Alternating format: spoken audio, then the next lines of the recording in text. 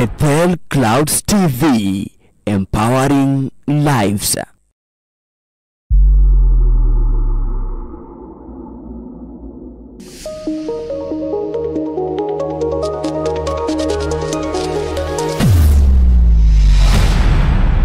Bethel Clouds TV, empowering lives.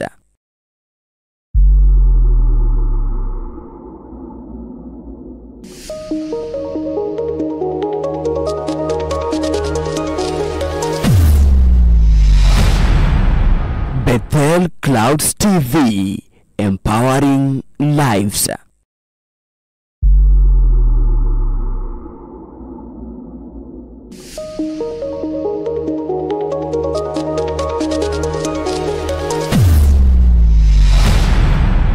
Bethel Clouds TV, empowering lives. Yesu ni muweza, aweza yote. Yesu ni muweza, Baba. Yesu ni muweza, aweza yote. Oh, Yesu ni muweza, Yesu ni muweza, aweza yote. Oh, Yesu ni muweza.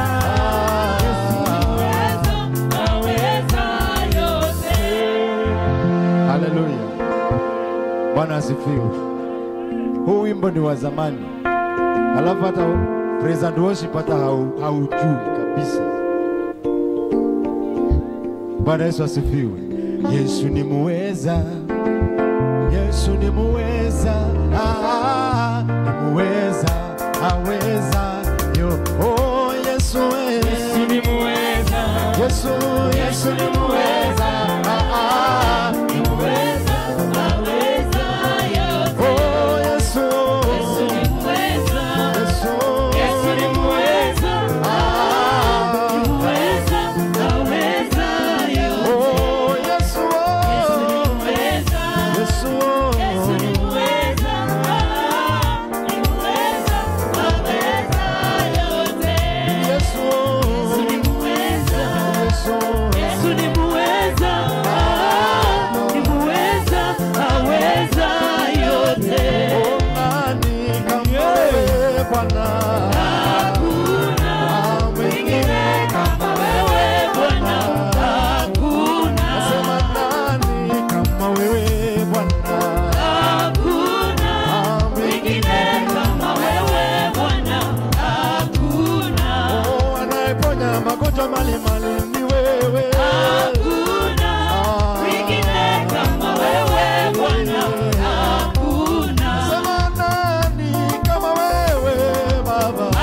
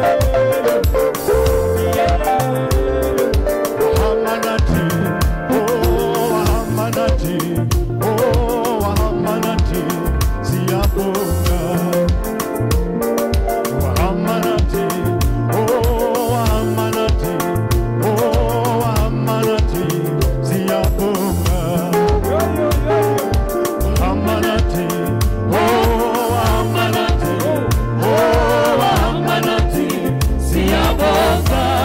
Everybody say, Wahamba nathi, oh wahamba nathi, oh wahamba nathi, siyabonga.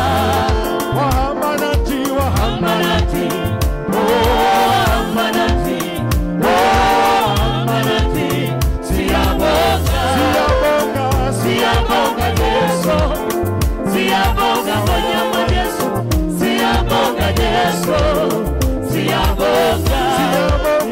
Siyabonga Yesu, siyabonga wanyama Yesu, siyabonga Yesu, siyabonga. wahamba nathi, Oh wahamba nathi, oh wahamba nathi, siyabonga. wahamba nathi, Wahamba nathi, oh wahamba nathi, oh wahamba nathi, siyabonga. Siyabonga Yesu, siyabonga wanyama Yesu, siyabonga Yesu, siyabonga. siyabonga, Siyabonga Yesu, siyabonga wanyama Yesu, siyabonga Yesu, siyabonga. siyabonga, Siyabonga Yesu, siyabonga wanyama Yesu, siyabonga Yesu, siyabonga.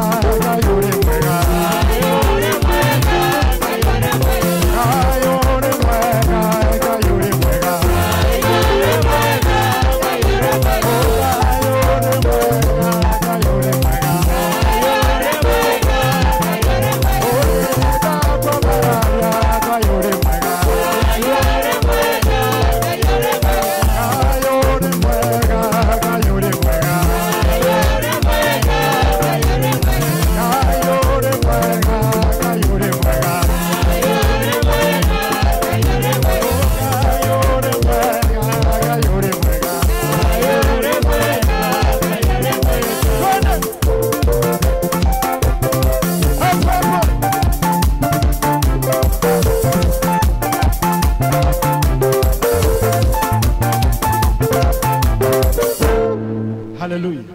Amen. Ukiona mtu hainui miguu, hiyo ndiye anakuroganga. Bwana Yesu asifiwe. Ukiona hainui miguu chini, huyo ndiye anakukanyagianga. Bwana Yesu asifiwe. Bwana Yesu asifiwe. Amen. Sasa ni wapi pengine utapata raha kama hii? Na hata ile time utawekwa kaburini hautawahi kuimba tena. Bwana Yesu asifiwe. Amen. Bwana Yesu asifiwe. Amen. Kuna time mtu huwa anatamani kuongea, sauti haitoki. Hata saa hizi kuna wenye wako hospitalini hawaongei. Bwana Yesu asifiwe. Hebu gusa jirani yako hapa kwenye mabega. Muulize tuko pamoja. Bwana Yesu asifiwe. Bwana Yesu asifiwe. Amen. Nataka kila mtu atoe handkerchief yake. Haleluya. Kama leo ni Susan amesweat, Mungu ni mkubwa. Haleluya. Amen. Kama ni leo ati Jona anatoa jasho, Mungu ni mkubwa. Haleluya. Bwana Yesu asifiwe.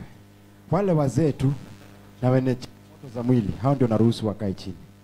Bwana Yesu asifiwe. Hao ndio naruhusu wafanye nini? Wale wazee na wenye changamoto. Kama hata Mama Dave anasimamanga, anazikwenda, akisikia amechoka anakaa chini. Wewe unatembea, tunakuonanga ukitembea huku ukitingiza. Halafu sasa umeketi chini, wewe ni mrogi. Bwana Yesu asifiwe. Bwana Yesu asifiwe. Bwana Yesu asifiwe. Wale wazee na waruhusu, na kuna kipindi huwa wanasimama wanasifu pamoja na sisi. Bwana Yesu asifiwe. Bwana Yesu asifiwe. Kama watu wa UK na wanaishi uzunguni, na unajua wazungu wao wa dance, lakini ninaona wamechangamka. Na unasikia wengine wanatoka Tuesday. Halafu unasema na mimi ningependa kwenda kupanda ndege. Kama mtu anapanda ndege Tuesday ana dance, wewe uko hapa hata wheelbarrow hauna, haujawahi kubebwa hata na wheelbarrow na unaweka miguu chini. Bwana Yesu asifiwe. Bwana Yesu asifiwe. Bwana Yesu asifiwe. Amen. Ninakwatie ngai wakwa, ninakwatie tata. Ninakwatie ngai wakwa, ninakwatie tata. Ninakwatie ngai wakwa, ninakwatie tata. Ninakwatie ngai wakwa, ninakwatie tata.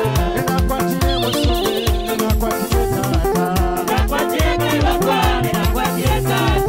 Ninakwatie ngai wakwa, ninakwatie tata. Ninakwatie ngai wakwa, ninakwatie tata. Oh, ninakwatie ngai wakwa, ninakwatie tata. Ninakwatie ngai wakwa, ninakwatie tata. Ninakwatie ngai wakwa, ninakwatie tata. Ninakwatie ngai wakwa, ninakwatie tata. Ninakwatie ngai wakwa, ninakwatie tata. Ninakwatie ngai wakwa, ninakwatie tata. Ninakwatie ngai wakwa, ninakwatie tata. Ninakwatie ngai wakwa, ninakwatie tata. Ninakwatie ngai wakwa, ninakwatie tata. Ninakwatie ngai wakwa, ninakwatie tata. Tata,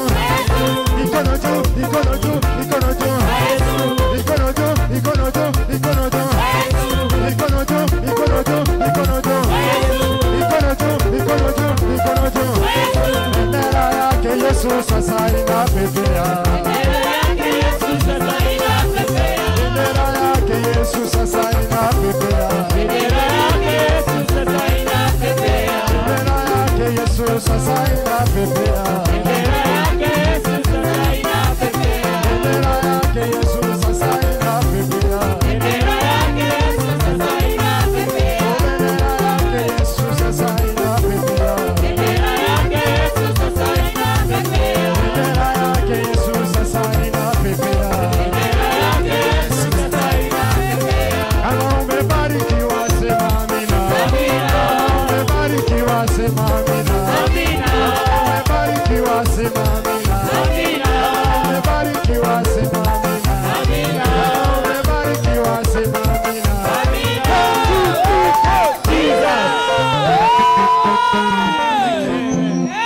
Haleluya. Ina mkono wako tu hivi unipungie hivi uniambie haleluya. Haleluya. Bwana Yesu asifiwe sana. Amen. Habari ya Krismasi inakupeleka namna gani? Sawa. Mmejitayarisha kwenda Krismasi? How many of you are planning to go for Christmas? Geshagi ya kwenu. Sasa ndio wanaendaka kwenda kule Geshagi. Wakapi mpaka saa hii kule nyumbani kuna sufuria ya Disemba na punguza kwa the main balance na hiyo ingine 55. Hai. Zamani kule nyumbani tulikuwaga na sufuria ya Disemba. Alafu kwetu Geshagi rogeo ilikuwaga moja. Weka tu hai, rudisha tu ikwe hai. Rogeo ilikuwa gani? Na kwetu kwa sababu ndio tulikuwa matajiri, sisi ndio tulikuwa na rogeo. Sasa ilikuwa inapagiwa laini mrefu na mimi ndio nilikuwa napelekaga na bio tora kwa nyina ya Joram. Nikienda huko lazima nikae chapati ya kwanza nibebe. Alafu nakitoka hapo na bio nenda nichukue nipeleke kwa fulani. Lazima nibebe chapati ya kwanza kale kako unoka. Bwana Yesu asifiwe sana. Nadhani hata sasa kuna hiyo maneno ama kuna hiyo. Iliisha. Sasa Krismasi mtanipatia mimi? Mimi nitaenda kwetu Geshagi. Naenda kwenda ku-experience my first ever Christmas without my mother. Bwana Yesu asifiwe sana. My first ever Christmas without my father. Yes, unaona hiyo? I want to have that experience. Wagapi wanaweza kutaka tuende na wao nitawachijia kabusi kule nyumbani. Wale wanaweza kutaka tuende Moro. Inua mkono juu vizuri. Inua vizuri kama unataka tuende. Inua tu mkono vizuri. I want to go with a team. I want to go with a team. Yes. Ulitakuwa hapa wewe. Sasa wale mtataka tuende mjiandikishe tutaenda. Amen. Si ndio? Yes. I want to go and have that fun, enjoy that life and see how God has made it. Thank you, Father, for giving us another opportunity, another system, another time, another second, another season, that we may be able to worship you, to glorify your name, and even to walk within your plans, within your conditions, within your anointing, God. Use me as a vessel, that I may be able to speak and talk to your rich people, reach to them with your word, only your word. Do not allow me, Father, to use my words to them, but your words. Forgive me all the sins that I've committed knowingly and the sins I've committed unknowingly. Father, also forgive these children all the sins they have committed knowingly and unknowingly. Anoint them, Father. Prepare their ears, prepare their hearts, God, that they may be able to hear from you directly. For it is in Jesus' name we pray. Somebody say amen. Amen. You may be seated. Salimia mtu ukienda kukaa chini, wacha kukaa kama jabazi. Salimia mtu, mwambie karibu kwa ibada za leo. Najua watu wanakaaga kama jabazi na ni wa Kristo. Na hata uangalie mtu ako next na wewe. Na anaweza kuwa ni Al-Shabaab. Alafu utakuja kuulizwa huyo mtu alikuwa amevaa ya red, ni kama alikuwa na blue, hata ujielewi. Bwana Yesu asifiwe sana. It is always to know the person, because Christianity, hata kama jina Christianity si jina mzuri, because Christianity is a sham, is a scam. Bwana Yesu asifiwe sana. Christianity was not given to us by the people who were Christians. It was given to us by people who were antichrists. Wakasema ashonia romereli yake a Kristo. So it was not given from the good faith or the good plan of God. This name was given to us by pagans, ambao hawakutakia mazuri, hawakutupenda, wakaturushia kijina tu. Therefore that is why unakutanga Christianity is full of hiccups, because the foundation of every name, every foundation of every name speaks for itself. It is a testimony, it is a statement. Jina yako ni statement. Kama unaitwa Muthoni, jiulize, ende ulize Muthoni alikuwa nani. Bwana Yesu asifiwe sana.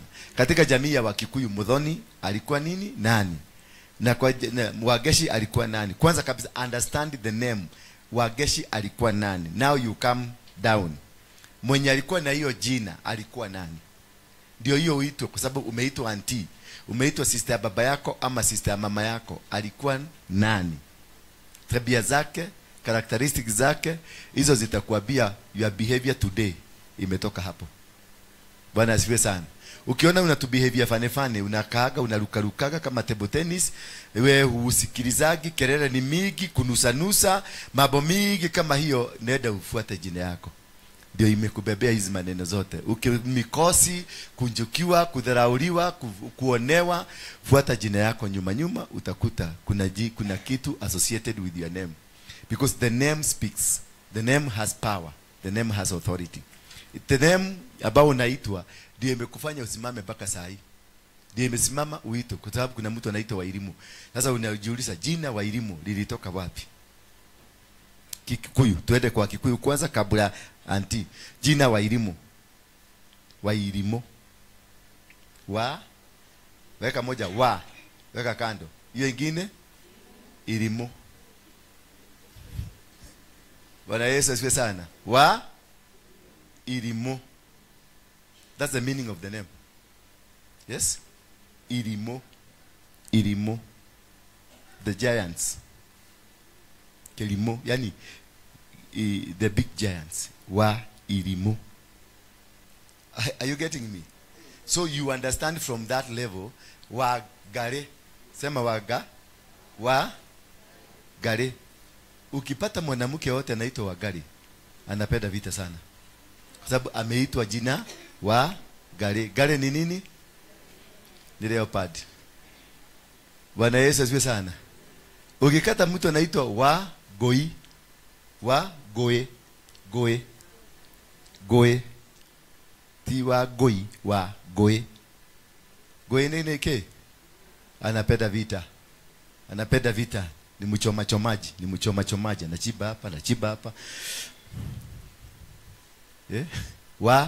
Boi.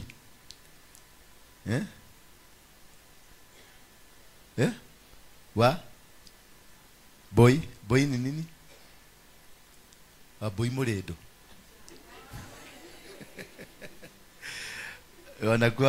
Wanakuaga multicarad. Mtu yote anaitwa Boi anakuaga multicarad. Tabia zake ni multicarad. Anakuaga mzuri sahi, the other moment. Ukitafuta kwa familia, mtu anapigishanaga familia ni Waboi. Kwa any family, utafute ule mtu anapigishanaga family mzima inalimana kulimana, anaitagwa Waboi. Na anakuaga mrafiki wa kila mtu kivyake. Hakuagi mrafiki wa watu wote, anakuaga ni rafiki wa kila mtu kivyake. Ni rafiki yangu, ni rafiki ya brother yangu, ni rafiki ya huko. Na kwa kila pahali anaenda, information anapelekaga differently. Anajipedekesaga sana. Wangapi wanaitwa Waboi? Inua mkono wako juu. Waboi. Inua mkono juu. Waboi. Alafu they are good heart. Hati yao ni mzuri. They are givers. Bwana Yesu asifiwe sana. They are what? They are very much. They are good givers. I hope you understand me. Sasa, before you rise, you must win. Bwana Yesu asifiwe sana. Before you do what? You rise, you must win. For you to rise, for you to conquer, lazima ushinde. Kuna kijana tulikuwa tumeongea na yeye, alikuwa amepelekwa Roiro kwa Modomogo. Oka. Yes, huyu alidanganyiriwa mpaka akapelekwa kwa ule mzee pale Roiro. Namjua hata ukiuliza mtu mwingine yako hapa atakwambia walikuwa na safu na bwana yake na pamoja. Sasa nuraho shairwa bogo. Haya, leo uraigwa atia.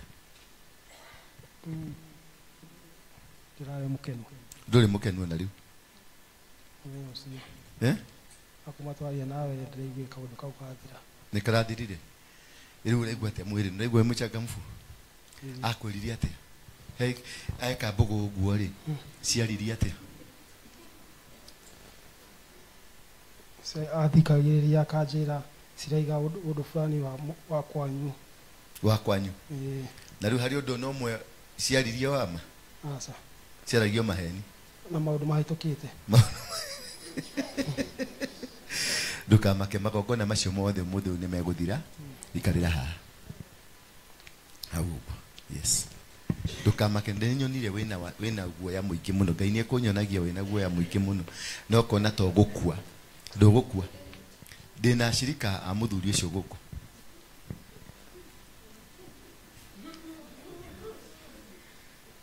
wakapi wamewahi kwenda Roiro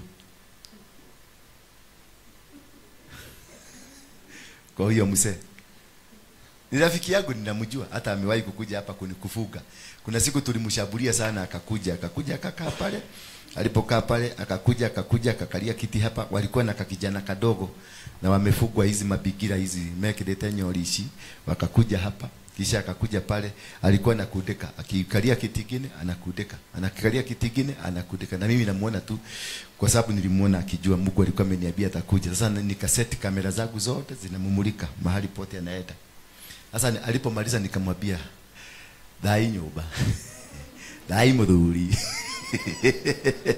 ndipo tulikuwa tunasalimiana hivyo dai muthuri dai rege akaniambia dai nyumba kiroro manyambo gikimuria wetagwo atia gikinjira na ni gikimwe na ni njitagwo Ndura nake Ndura ni wa Roige na Roige ni wa Njoroge Njoroge na Kimani magagithi maikurukite ugo marengo minyomo hau hangi magethi ugo nie ndionaga mburuka nyonaga Ngai nikamwambia hiyo kazi yote ulikuwa unafanya hapa nimeiona na ni bure hakuna kitu utafanya na nikamwambia usiporepent leo by the time ufike nyumbani utapata accident bill akaniambia ni ukomenya na nini na muthegi na mimi nikamwambia mimi sibebagi muthegi na bebaga Biblia na nimwambia Biblia niguo mwana uria munene gukira miano yothe nikamwambia enda akifika Githurai gari peke yake ile ilikuwa ndani ikaanguka ikainua miguu juu kama kondoo inataka kuchinjwa wakatolewa na hakuumia akifika Roiro wakagokwa na lori kutoka na nyuma hakuna mtu aliumia lakini alinipigia simu akaniambia ndete kia Ngai wako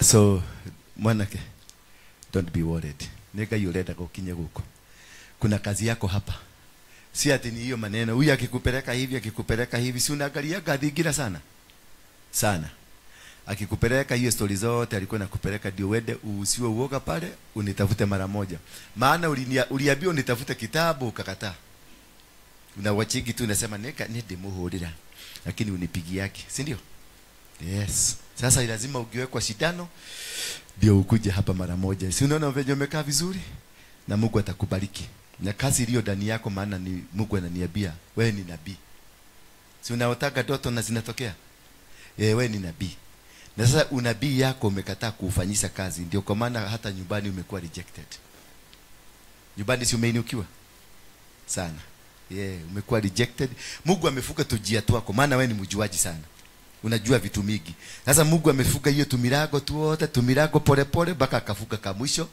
hako kalifugiwa huku sasa umeko hapa ndio murago yako itafukukia ya kujua Mungu si ndio na utumikie Mungu hata hebu salimie huyu wako nyuma yako huyu amevaa red kama wewe msalimie tu mjuane na yeye tukimaliza ibada mjuane na yeye atakwambia na yeye alikuwa kwa friend yake ya huyo hapa nikagemia mani wapi wagige wadi ya kwa gige alafu nitakwambia mwingine utasalimia yeye ni wa hapo si Roiro ni Roiro ni Roiro hapo na hapo chini hapo Kenyatta Road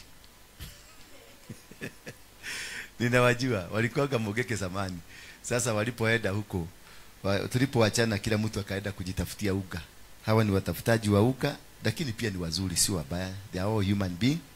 Na ukiona mtu akifanya vituko kama hizo, ako na mafuta ndani yake. Na hiyo mafuta anatafuta tu njia. Akipata mtu anaweza kumturika vizuri, aingie kwenye line, atafanya kazi vizuri hata kuliko wahubiri wengi. Maana already the man is anointed. Anahitaji tu confirmation. Hawa watu unaonanga mpaka muisi wa buduki. Unaona wao waida simu mnakutaka kwa barabara, wamefuga, wamevaa nguchi, wamevaa nini, huyo anakuaga nabii. Ni venye hakupata mtu wa kumsaidia, kumrekebisha akue sawa. Sasa ukikutana na mogoroki, usione mogoroki, uona Mungu ndani yake. They are prophets, they are evangelists, lakini sasa alizaliwa, na alipozaliwa akakosa mtu wa kumtriga arudi laini vizuri. Na akirudi tu, ukienda wale wote wako Mathare, those are prophets. Mtu wako Mathare hapa anadugwa mashindano. Na ukikubali tu kudugwa sindano, they have killed the gift that is in you. Na hiyo ndio intention yao. Kama mama mwingine hapa alikuwa anapelekwa akaediwa na polisi adugwe sindano. Kama agedugwa, sahi angekuwa anatusubua. Wacha venye atatusubuaga. Angekuwa anatusubua vibaya sana. Lakini tulisimama tukasema hata pelekwa na hata dugwa sindano. Sipige Yesu makofi kwa kuokoa huyo mama. Anatusubuaga kidogo kidogo, lakini sasa Mungu atamrekebisha. This was her final kutusubua. Ilikuwa yake ya mwisho raundi hii. Kutoka sasa kwenda mbele, the God in her will manifest. Bwana Yesu asifiwe sana. So that is how God works. God does not work in a very straight way. God does not work in a very good plan.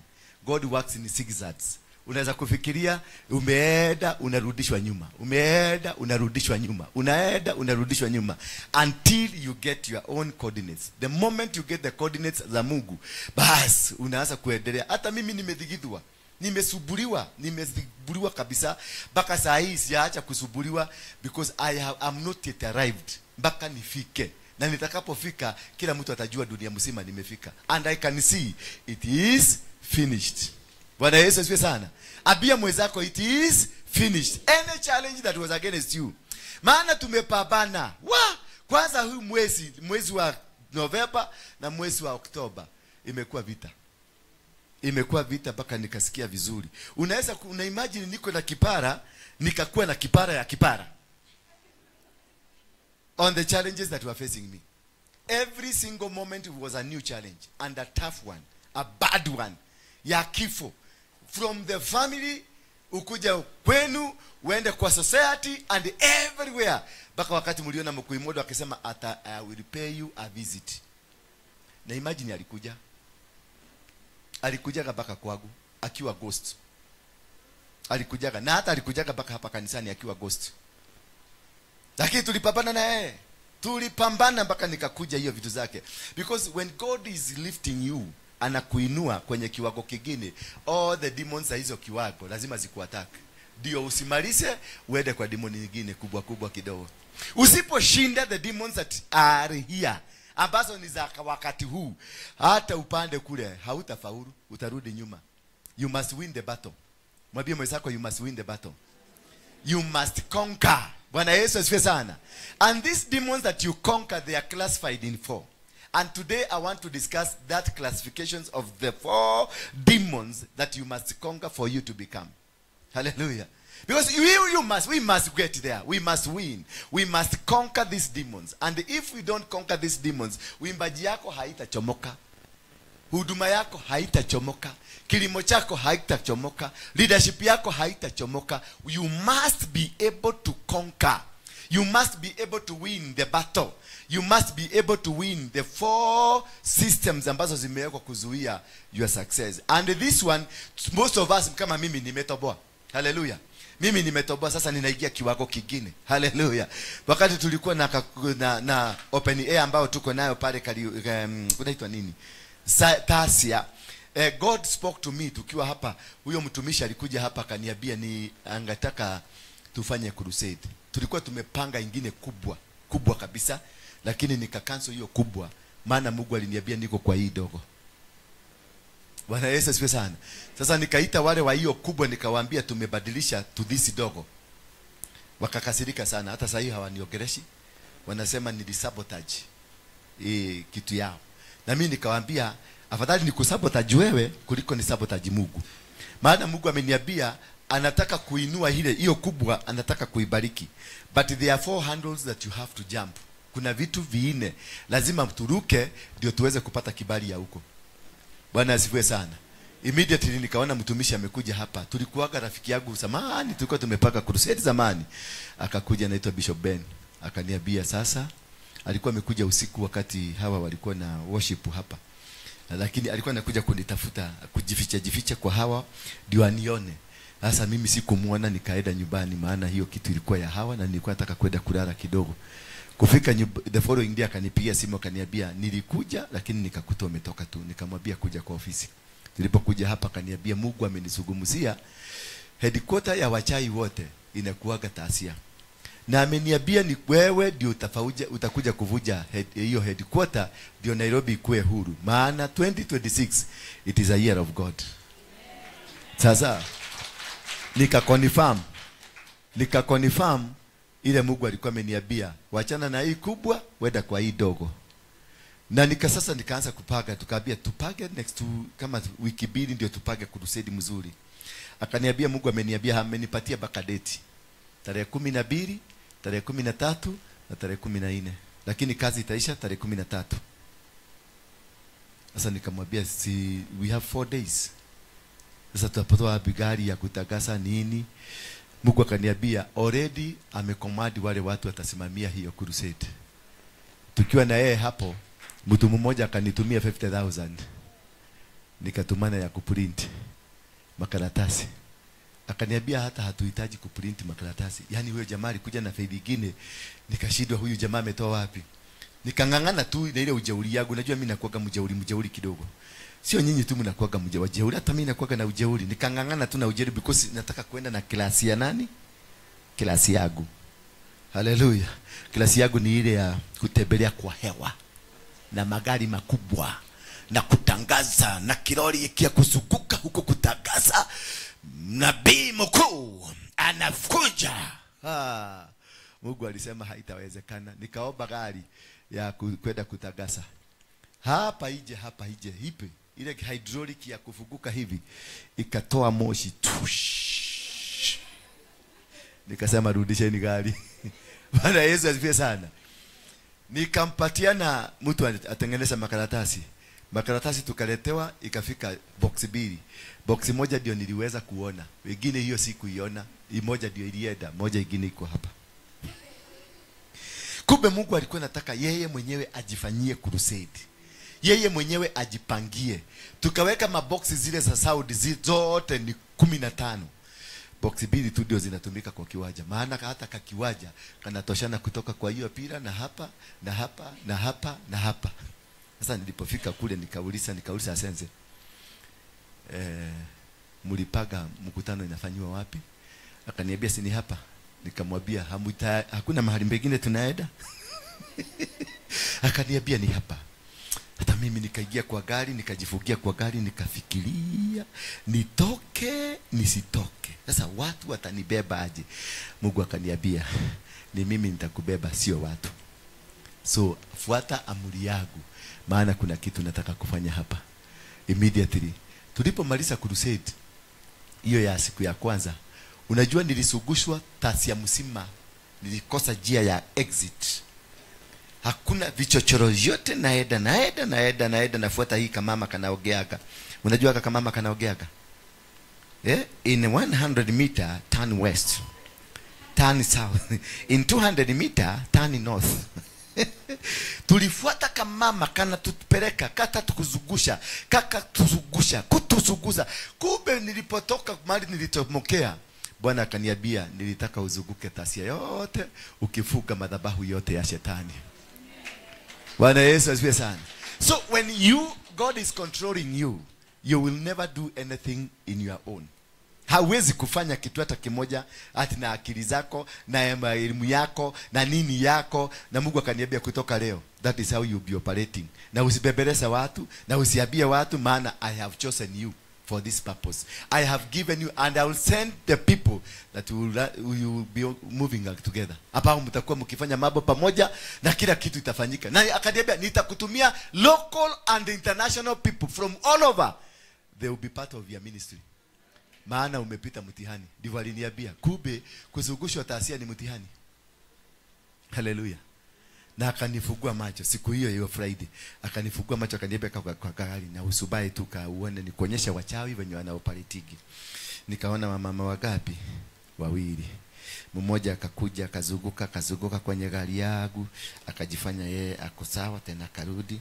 Nikaona ameenda hivi, tena nikaona amefanya kitu, tena akaenda tena akaenda, waka coordinate na mama mwingine pale, na yeye mama akachukua kitu akafanya kazunguka, mwingine akaenda kagusa speaker, akaenda kidogo akagusa speaker. Sasa Mungu akaniambia ndio kwa maana kina sense wamesubuka the whole day. Kebo ya stima moto inaleta mpaka kwa mashini, lakini wanasema mashini haiwezi kubeba moto yote. Na hiyo kebo ndio tunatumiaga hapa. Hiyo kebo ndio tulikuwa nayo Githurai. Hiyo ndio kebo tumefanya nayo mikutano yote, lakini ikasemekana haiwezi kubeba moto wa ile mashini tuko nazo. Na hiyo ndio tunafanya nini? Ndio tunafanya hapa nayo. Ndio inafanya hii kazi yote hii na mashini si zote. Sasa nikaambia sense, umeona? Unajua sense na yeye ni anakuwa na weakness kama mimi. Hakuelewa hata kidogo. Nikamwambia sasa we are learning. Nikusomeshwa how the witches operate, because tumekuja into their land. Tumekuja into their heartland, into their headquarter. Sasa wana gang up to make sure hakuna kitu kitaendelea. Lakini nikamwambia tutaendelea tu. Bwana Yesu asifiwe sana. Tukaomba hapo siku hiyo, tulipoomba tukasema Mungu akasema atafungua bigu. Kufika hapa Nairobi mvua ile ilikuwa huko ni kubwa sana. Hallelujah. Nikajua Mungu ametusikia. The following day jana tulipofika huko tukaomba kakisichana kakabilikishwa kutoka kwa nyumba top roof, kakaletwa mpaka hapo chini, kakakuja kakatuambia it is finished. Bwana Yesu asifiwe sana. Kakaambiwa namna gani? It is finished. Mungu amesikia na uchawi imefanya nini? We have cancelled. Hata hapa the uchawi ya hapa ndani tulifanya kutoka tarehe 1. Nilikuwa nimewafundisha kutoka tarehe 1 mpaka tarehe 14 leo ndio operation zone time ya wachawi. Ndio wana fix dunia, ndio wana fix maisha yako, ndio wanaiba destinies zako, ndio wana control everything that you are doing. So nikawaambia tuanze safari. Intercessors wale waliingia kwa kichaka, wakaingia kwa kichaka. Waende kufanya nini? Kuvuruga huko. Na wengine tukainua dhabihu kuvuruga, tukatumwa kwa kiwaja. Tulipotumwa kwa kiwaja kutoka tarehe 1 mpaka tarehe 7 inakuwa preparation ya wachawi. Tarehe 7 mpaka tarehe 14 inakuwa ni action. Na sisi tukaingia na action. Tarehe 7 mpaka tarehe 14, 13 tena ndio tulifunga lock up. Saa hizi wako empty, watakufa. Bwana Yesu asifiwe sana. Saa hizi wako nini? Hata wewe uko hapa, maana ninakuona. Hata wewe uko hapa. I'm telling you, you better surrender now. Tumekushida. Bwana Yesu asifiwe sana. Tumefanya nini? We have defeated you. The battle is in our hands now. We are in control. But before you understand this, there are 4 things that you must understand and win and conquer for you to reach this level. Kufika hiyo level tumefika, it is the hand of God. Tumesubuka, tumehangaika. Si mnajua tumehangaika? Kila aina ya vita imetengenezwa kutupiga. Kila aina. Kama haikuwa wanawake, ilikuwa nini? Ilikuwa hii. But I pursued. I told my God, you know me, you know my heart. Let me win this battle. Naye Mungu akaniambia, I'm teaching you a lesson. And you are going to understand that there are 4 things that you must win. And if you conquer these 4 things, you will become a hero. And I'm going to elevate you to the next level. Sasa mimi najua nimepata kifunguo ya hiyo mlango ingine. Nimepata mfunguo ya hiyo gate ingine. Nimepata kifunguo ya another level. Oh, let me tell you, from today henceforth, I will be untouchable. Sema untouchable. Hallelujah. Mwambie mwenzako, I will be untouchable. If you continue sitting under this anointing, I'm not bragging. Hey, I'm not bragging, but the anointing brags for itself. Hallelujah. Si umeona tumepigwa na kila mtu. Hakuna mpaka watu wanaitagwa mabishopu, waganga, warogi, wote they came. Tulipigwa mpaka kwa mlima. Bwana Yesu asifiwe sana. Tunapigwa kwa miteremko, kwa mabonde, kwa kanisani, tumepigwa everywhere, but God has always prevailed. Tell your neighbor, tumeshinda vita. Lakini muulize, kama juu mnasema tumeshinda vita, muulize mmeshinda mkiwa na nani? Mlikuwa na nani? Who can confirm? Yeah? Who can confirm? Can somebody confirm for you? Before you rise, sema before you rise, you must win. You can't fight. You can't get anywhere if you don't fight. It is a battle. You can't become if you don't fight. Alimwambia Joshua in chapter 1, in verse 1, verse 6 and verse 9. Alimwambia mara tatu, akamwambia, rise up, do not be afraid nor be dismayed, I am with you. You must be prepared. Lazima ukuwe tayari kupigana. To win this battle is a fight. It is not something that will get you in your bed. It's not something that will come and get you wherever you are. If you are a businessman, you have to fight. If you have been called, you have to fight. If it's in the family, you have to fight. Hata huyo mwanaume unatafuta, hata huyo mwanamke ambao unatafuta, you have to fight for them. It is not easy. It is not that you come here and walk on the park na uanze kutembea na uanze kusema umeshinda. No. You got to fight. You got to make it. You got to make a statement and win. He told, alimwambia Joshua, you have to fight because I'm giving you Jericho. Akamwambia nimekupatia Jericho. But the one thing he never forget to tell him, nor be dismayed because I'm with you. Meaning that alimpatia Jericho akijua ni vita. God will never give you anything that is not in the warfare. Hawezi akakupatia kitu bure. Mungu hawezi. Hana kitu anaenda kukutolea kwa kabati. Anakuambia shika hii nenda, shika hii mahamuri, shika hii kitu kidogo, shika hii nenda peleka mahali. No. God will give you something that is already occupied by somebody. God will give you land that is already occupied by somebody. God will give you a car that is already occupied by somebody. God will give you a possession that is already occupied by somebody. It is you now to use the same God and go grab it. Hallelujah. Go grab it. In the book of Deuteronomy chapter number 7, the Bible says, when you reach into the land that I'm going to hand over to you, what you will do, you shall surely destroy their altars. You shall destroy them. You shall dismantle them. You shall bring them. In the Deuteronomy chapter number 12, the Bible says, when you reach there and you find the mountains that they used to worship their God, in the mountains where they used to worship and do idol worshiping, in the green trees and whatever places they worship, you shall surely destroy their altars. Nikuvuja ni vita. For you to become a synagogue, CFC, lazima upigane vita. Unakumbuka siku ya Grace? My friend pale. Unakumbuka siku ya Grace? Wakati aliniambia kaa chini hapa. Nikakaa chini. Akaita Sharedi akamwambia, Sharedi, shame on you. This ministry, it is not for the faint people. Is that not true? My friend, it is not for the faint people. You have to fight. You have to conquer. Things will just come from nowhere. Things will come from nowhere. You are not planning for them. And they will hit you under the belt. Well, hiyo kitu ilinigoga siku hiyo mpaka nikashindwa. Grace yako tometono. Mpaka leo nataka tu siku moja ukuje kwa ofisi yangu niambie ni nini ilikuwa imekushika kwa kichwa. Because the fire you were having, unakaaga nyumba ndio usione kule nyumbani kwa TV. Siku hiyo ulisema anione. Nione. Sasa anaambia mtu mwenye hata hana shughuli. Sasa nikashindwa nikiari ya mtu mioyo. But in all these things, the Bible says all things work together for good. For what? For good, for the sake of those people who love the Lord. Therefore, the moment you start rising, battles will begin. Ukiona the battles have just started. Any battle that has started, it is because you have started rising. Every time you start rising, any moment you start rising, a new battle will come to stop you from the rising, to stop you from becoming, stop you from what God has planned for you. There is something new that God has planned for you. There is something that God has arranged. There is something that God has created in you. And there is a promotion that God is creating. There is a business God is creating. There is a move that God is creating. A warfare will rise up. every move. Ukiona vita imekuinukia, kuna kitu mpya inakuja. Kuna kuinuka, kuna inuka. Kuna kuinuliwa, kuna inuliwa. Kuna kubarikiwa, kuna kubarikiwa. Kuna kitu ambacho Mungu ameleta ndani yako. Kuna biashara ameleta ndani yako. Kuna kazi ameleta ndani yako. Kuna marriage ameleta ndani yako. Kuna success ameleta ndani yako. Kuna breakthrough inakuja. Ndio kwa maana wamekuinukia. So in every rise there is a battle associated with the rise. Kwa hivyo ukikuja upate watu wamekuinukia, unafurahia, unapiga makofi, unajua God has remembered you. So when there is no battle in your life, remember God has already forgotten you. Ako safari. Na uende msubue, mtafute tu hata kama na tusimu na tu satellite, mtafute mahali huko, muulize ni kwa nini Mungu umeniachilia hivi.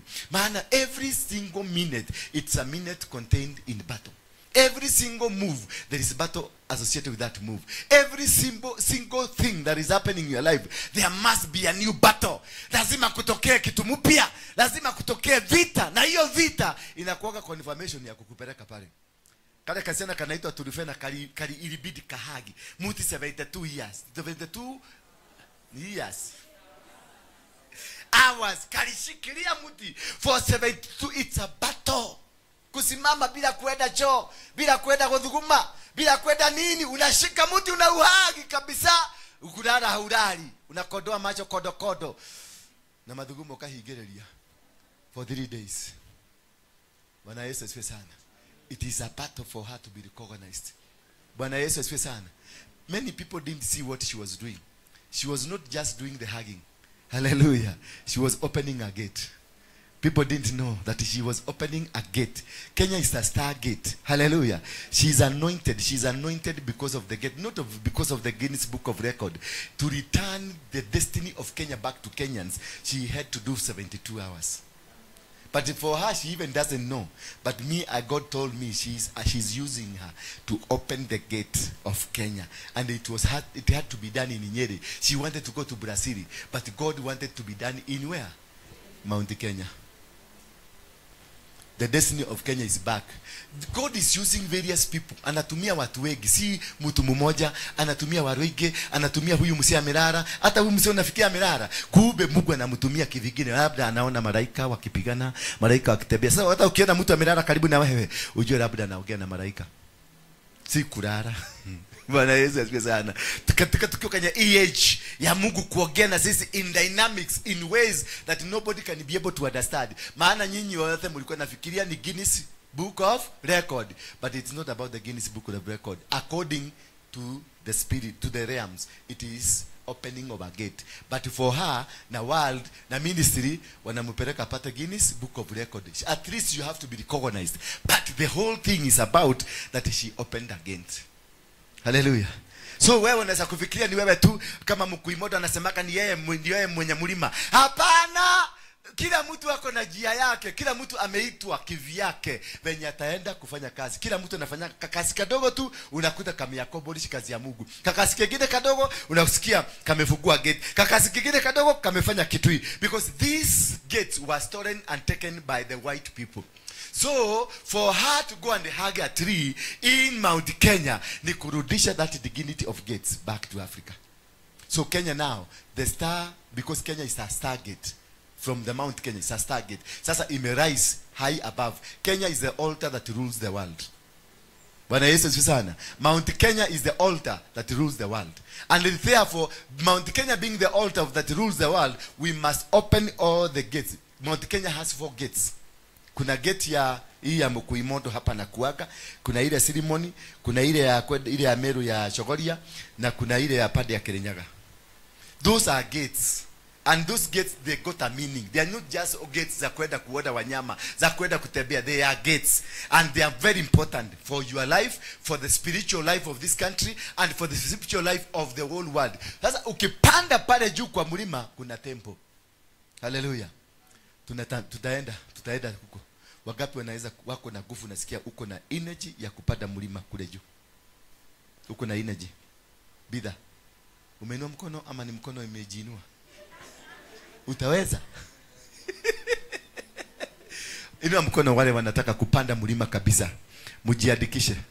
Ningojea nisikie date ni gani ya kupanda, tuende mpaka hapo. There is a temple. And this temple is built like the Stonehenge. Ukienda Stonehenge na uende hiyo mlima, it is one and the same, zinafanana. Alafu ukienda ukipitia upande wa Kaso, hiyo ya Nyeri, hiyo ya kupitia kwa Nyeri Kaso, ukipandia hiyo barabara utapata the Star of David. The Star of David iko hapo na imejengwa pale kwa mlima. Sasa unashindwa, David na tunabiagwa na kuwaka wa Israeli, the star yake ilikuja hapa namna gani? Bwana Yesu asifiwe sana. Haleluya. Haleluya. Au ukienda pale ufike mahali panaitwa Batiani. Batiani iko na dam, inaitwa dam ama inaitwa nini? A small lake. And this lake iko na mataa zinawaka. Mataa lights. Kama zile za disco zile zinacheza hivi, ziko na mataa zinawaka kutoka kule chini. It is so decorative, so powerful, na hiyo maji yake it has healing power. Bwana Yesu asifiwe sana. So prepare, we are going to encounter that. As we are going to encounter that, because that is where the flag was raised, and that is where the trumpet was blown. Isaiah 18. Bwana Yesu asifiwe sana. Ukisoma kitabu yote ya Isaiah 18 inasema that country that is beyond the rivers of Cush, huko kutainuliwa bendera na kutapurishwa karubeta. Na siku hiyo katapurushwa, siku hiyo ndio mtajua dunia mzima is run from there. That is the seat. Hiyo mlima ndio inaitangwa the seat of our Lord, the seat of God. Iko hapo. Sasa ndio mtajua siri ya Kenya. Ni kwa nini wazungu na Mama Maria walibadilisha siri ya Kenya. Wakapeleka huko, wakatuandikia Biblia, wakatuletea hapa. Na Biblia ilikuwa imetoka wapi? Hapa. Because this is where the first man alipatikana. Adam na Eve. Alipatikana wapi? The Bible in the book of Genesis inasema namna gani? The Garden of Eden, it is in the far east, in the middle of the world. Far in the middle of where? Kama it is far east in the middle of the world, where is east of the world? Huh? It is East Africa. Bwana Yesu asifiwe sana. It is where? Now you go. Where is the middle of the world? The equator. So sasa hiyo peke yake iko kwa book ya Genesis nitawapia. Iko kwenye kitabu ya Genesis inakuambia the Garden of Eden iko east of the world, katikati ya dunia. Na sasa equator inatuprovia hiyo ndio katikati ya wapi? Ya dunia. Anasema Mount Zion, it is towards the south of Mediterranean. Ezekiel 48. The Mount Kenya, the Mount Zion, it is in the south of Mediterranean. Where is Mediterranean? For those who went for school, wale wa kusomea kwa dirisha. Mediterranean iko pande gani? It is there. Iko pale Tunisia na Egypt. That is the Mediterranean Sea. Na wanasema Mount Zion iko south. South ya Mediterranean ni wapi? Ni kule wanatuambia? Hapana. South ni pande hii. Kwa hivyo the only mountain that is down south. Down where? Down south. It is Mount Zion. Mount Kenya. Hiyo ndio tunaita Mount Zion. That was not the topic for today. Now let us look at this kusini kwa nini ninaodolewa kidogo kwa hiyo, lakini the moment you start rising, we said there is a button. 4 things to fight for your success to come. 4 things that you must fight for the success to come. Thing number 1, gates. Umeona nimejaribu ku-expand the gates. The gates of your life, the gates of your family, the gates of your ministry, the gates of your marriage, the gates of your business. That is the most important thing to fight. What is a gate? A gate, it is a system, ninjia, system ambayo imetengenezwa kwa ajili ya kuzuia kuingia. Bwana Yesu asifiwe sana. Imetengenezwa kwa ajili ya kuzuia kuenda. So for you to start your success story, a gate has to open. Ndio uingie kwa compound yangu, lazima ukutane na gate ya kwako. Ndio uingie kwa factory fulani, lazima kutapita kwa gate. Ndio uingie Kenya, kuna gate inaitwa Jomo Kenyatta International Airport. Ndio uende Mombasa, kuna gate. Ukifika Mombasa kuna mapepe zimewekwa pale kwa barabara. That is a gate. A gate controls the access of where you want to be or what you want to be. A gate is a controlling system ambayo inakupatia access ya kuingia, ama access inakunyima access ya kuingia. Bwana Yesu asifiwe sana. So you must understand what is a gate and what is this that is a gate that controls you. And these types of gates that controls you, they are so powerful that they will cause you not to manage to succeed. Every realm has a gate. Every move has a gate. Every life has a gate. Every system has a gate. And this gate, if they lock, and they are gatekeepers, if they lock, waseme hautapita mahali kwa ile kwa gate, hauwezi kupita. Maana they are gatekeepers, they will stop you. That is why unaonanga nikienda mahali popote kwa crusade, lazima nitafute local pastors tuende na wao. Sio hakuna kitu wanakuja kutusaidia, lakini because they are gatekeepers. Wao ndio gatekeepers. Ukikuja hapa kanisa hii, there are people who are gatekeepers. They can deny you access. Yule mama anakupale ama wale wanawasha wale ulikuwa nataka kuniona, wakisema haunioni, hautaniona. Maana they are gatekeepers. There are people that have been installed. There are demons installed in your life that they are gatekeepers. They will not allow you to go. They will not allow you to make. They will not allow you to stand. They will not allow you to do anything. Because they are mandated kukaa hapo kuzuia usiende mahali popote. They are mandated kukaa hapo to make sure you don't make an access of going anywhere. You don't make it. In the book of Psalms 24, give us Psalms 24 verse 10 quickly. And these are authorities. The gates are authorities. Bwana Yesu asifiwe sana.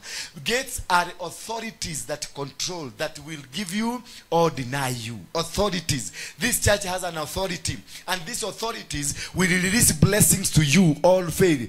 The whole earth belongs to the Lord. Everybody. Verse 10, please. Verse 10. 24, verse 10. Quickly, please. And these authorities, they will allow, because they have mandate, they have positioned their powers and people that control every situation. Who is this great king? Great king. He is the Almighty Lord. Yes, he is the great king. And verse 11.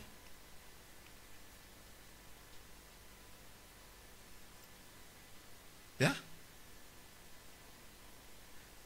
Verse 8. Answer kutoka 8. Who is this great king? He is the Lord who is strong and powerful. He is the Lord who wins against his enemies. Verse 9. Be ready, you all gates of the city. Be ready to open wide. Then the great king will come in. So you must be able to command. You command. For you to have the access, you command the gates. You authorize them. And you don't use the gate by you. Wewe wakati unasikia kuna milango ama gate ambazo zinahusika katika maisha yako, you don't involve yourself or involve any other. You involve the Almighty God. Unahusisha Mungu. Mungu ndiye ako na uwezo, ndiye ako na authority ya kufungulisha milango. Bwana Yesu asifiwe sana. Now there you use the heavens. You rely on the backings and the trappings of the heavens for the gates to open. Because they are not open. They cannot be opened just like that. They need a higher authority. Gates are on the land. Gates are the supremio of controlling that control the authorities of this world. Bwana Yesu asifiwe sana. They are manifested in the kingdom, whichever the kind of the kingdom you are talking about, whether ni kwa shetani ama ni kwa Mungu. That's what nasema, you must be able to involve the heavenly kingdom so that its kingdom inakufungulisha milango. This is where now you release yourself to God and allow now the authorities, the heavenly authorities, to come and command. Because be ready, you all gates of the city. Be ready to open wide. Then the great king will come in. Be ready. You command every gate. The gate can be your brother. The gate can be your father. The gate can be your community. The gate can be your language. The gate can be your business. The gate can be whoever that you have around you. You command them to open the gate. You command these gates. And you must have the power of heaven. You must have the control ya Mungu. Lazima upatane kuwe na heaven backing you when you are speaking to the gates. The gates are not only spoken. Uende kurukaruka na mdomo yako kurukarukie midomo. Ukisema gate open. Oh, you gate open. No, you must have the backing. Lazima kwa hivyo you must be righteous. Lazima ukuwe na connection ya biguni for you to be able to open a gate. Biashara ni gate. inaweza fugwa. Unaweza kuwa biashara yako yuko Uganda, you need heaven's backing for that business in Uganda to work. You need, kama biashara yako inaweza kuwa England, you need a backing, heavenly backing to command. Maana kule UK kuna gates zimewekwa za kuzuia mtu waije akuja benefit. Kuna gates zimewekwa za kuzuia mtu waije akuja ingie tu venye anataka. Kuna gates zimewekwa lazima upite masharti ya hizo gates. Na hizo gates zinakuwa kama KRA, zinakuwa kama business people, business communities, watu wote. Now you cannot go to UK uanze kuongea na KRA na KRA wanasema hautoi. Kuna wanabiashara kule na wao wanakataa. Kuna watu wengine kule ambao wana control the system. Now you don't need to go and speak to them. You command the heaven to open these gates for you. Ukifika huko nakuta milango imefunguka. Unasikia wanasema tulikuwa tunakugojea na haujawaona na haujai kuonana na wao. Unasikia wanakuambia we've been waiting for you. Unamuuliza do you know me? Anakuambia yes we know you. Sasa ukimuuliza why did you see me? We know you, don't worry. Na milango unakuta milango inafunguka. Unakuta kuna makanisa for you to have the opening ya kuingia kuhubiri UK, kama kuhubiri Russia ama kuhubiri America, lazima kuna mlango utakomadi ikufungulie milango. Kutoka hapo utakuta unapatiana from one church to another church, unapatiana from one center to another center, unapatiana from one community to another community, because the gates have been already been opened.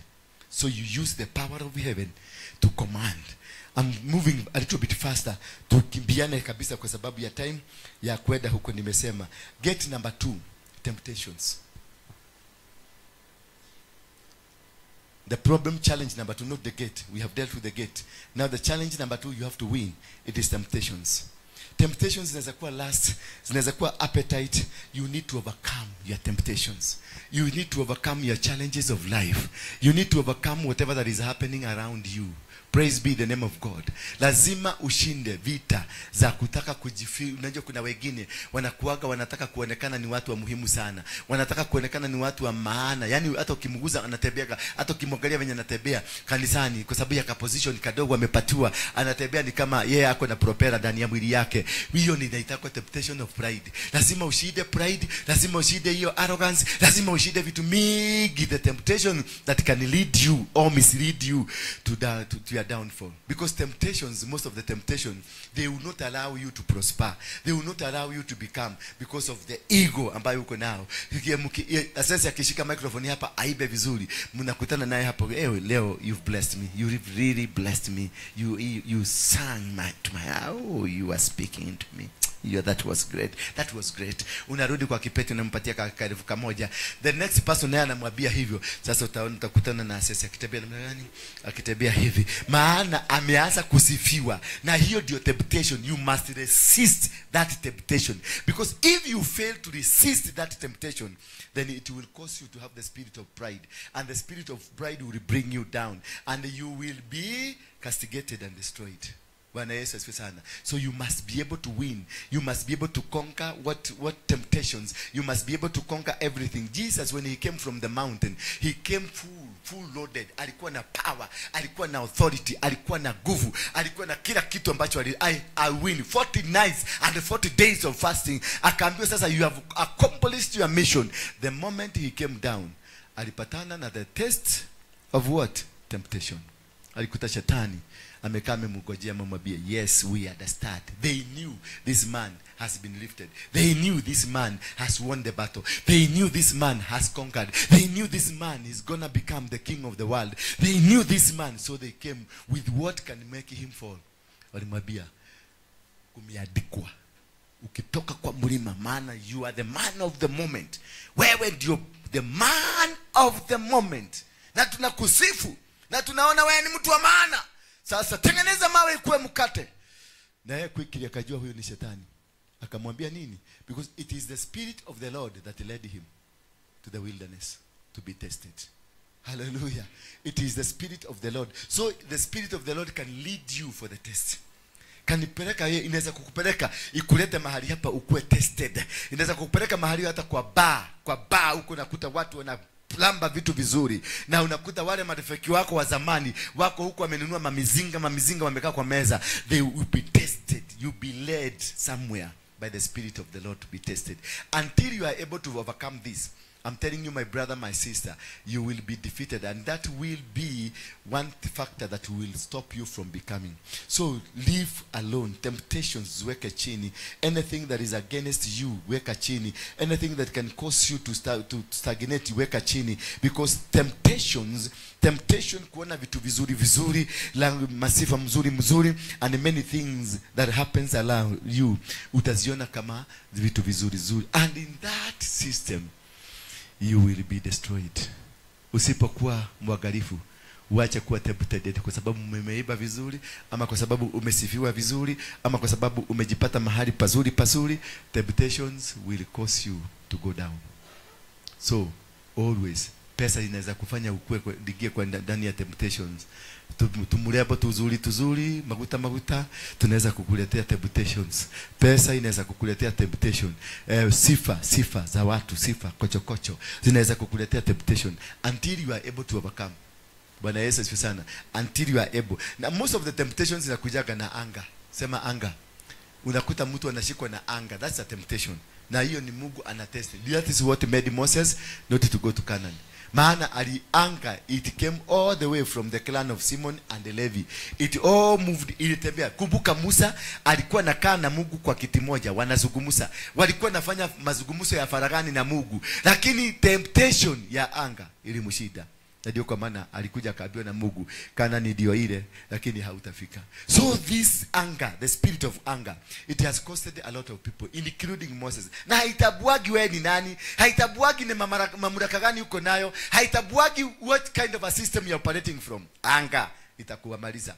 Kama wewe ni mtu wa makasiriko kwa sana, si hata mimi mweza miona nimerekebisha, because I have realized anger ilikuwa inanimaliza. Imefanya ni quest stagnated for quite a long time. I had to overcome. I had to bring it down. I had to destroy it. Niling'oa na mizizi na nikasema sitakasirika tena, nitakuwa jovyo. Mkikasirisha na smile. Hallelujah. Simunanga siku na smile. Ndio kinyakata nikala mali unudu wa smile. Nilikuwa nimeanza kukoda mpaka watu wanasema, mama mwingine akaniambia nimpelekee nguo zake, hizo nguo zangu tupeleke kwa food zishikwe hapa, maana nikifuga na mshifi zilikuwa hii hapa inagadha pamoja hapa na nyingine inagadha hapa nyingine. Akaniambia ni nini, nikamwambia, nikaanza kuenda kujiwaza kukula na kulaga vizuri sana. I eat the best food, well balanced food.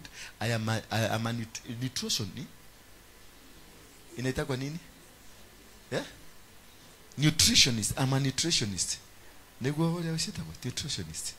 Yes, I'm a nutritionist. I know how to balance because I'm a chef by profession from my mother.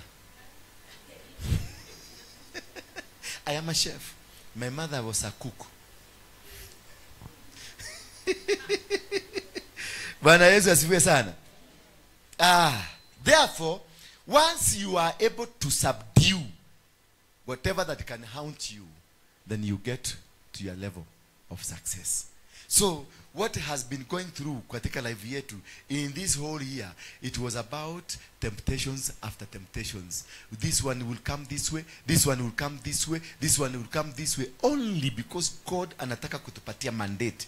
That is why in Kikuyu we go for circumcision. Men go for circumcision, and after you are circumcised, that is the time now, after being taken through the processes of teachings and understanding, that's the time your father will give you something.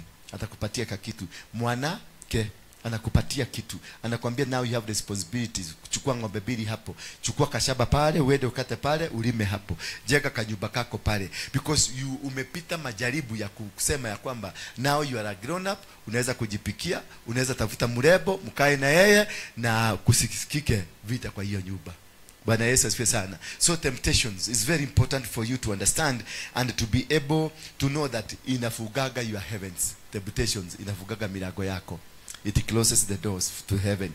It closes all your benefits that are within you, and it closes the spiritual realms that brings the blessings. And therefore, dawn number three,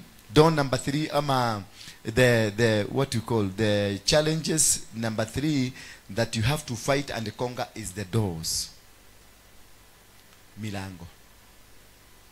The adversaries. They will call them adversaries. What are these adversaries that come into your life? If you can be able to look on the book of 1 Corinthians chapter number 16 verse 9.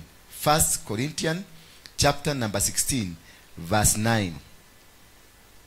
When adversaries come, adversaries ni matukio ambayo yanakujanga katika maisha yako mpaka inakushagasa. Matukio nasikia watu wamerekodi kitu na wanakasabasa katika dunia mzima ndio usikike venye wewe ni mubaya. Those are adversaries. Unasikia mambo ambayo watu wanaenda kikao, wanakaa chini kukudiscuss. Bwana Yesu asifiwe sana. Those are adversaries. Unasikia mipango ambayo unapangiwa, na upangiwi na watu habari, unapangiwa na watu wa ndani, watu marafiki zako, wale mnakulaga na wao. Ndio walitoka hapa wakaenda kwa ile kona, wakapaga na wakakuja kwa ofisi kukula na wewe, wakikuchugulia, wakiangalia venye utaanguka. Maana wanaangalia system venye watakuagusha, wanaangalia system ulia ukurigathi weshoreka mundu. The adversaries. Bwana Yesu, God has given me the chance to do great work here, but many people are against what I am doing. Hallelujah. That God will give you a great job. God will give you a great mission. God has given us a great mission hapa. Lakini every single people that we expected to become a blessing to us, every single person that we expected watasimama na sisi, they are all against us. The people I used to call my spiritual fathers that I regarded highly, that they are going to support me, they're the one who fighting me. The people I regarded as the people that we founded together, we started the move together, they are the people that went against me. The people that I thought they are family members, ni watu wa familia, nikienda kwao wasikia sasa ni mimi nimekuwa apostle, watakuwa wa kwanza kusimama na mimi, wao ndio walikuwa wa kwanza kunipiga. Baba yangu ambaye nilienda nilikuwa nafikiria he is my father, amezaa. Mama yangu ambaye amenizaa, nikafikiria ndiye atakuwa wa kwanza kusimama na mimi. Ndio aliyeniuliza, utaweza? Nani atakufuata sasa? Sasa ukikaa hivi, nuro natahe mundu ngikurumirira. Akileta kwa maana amechukua historia yako ameiwekelea hapa. Na huyo ni mama yako mzazi na ni baba yako mzazi, anakuuliza kama utaweza. The gate, hiyo mlango imefungwa. Bwana Yesu asifiwe sana. Huyo mlango automatically imefungwa. Hiyo those words, utaweza, amefunga mlango yako. You need to fight. You need to fight to get it back. You need. Maana mama na baba, they are the second God to you.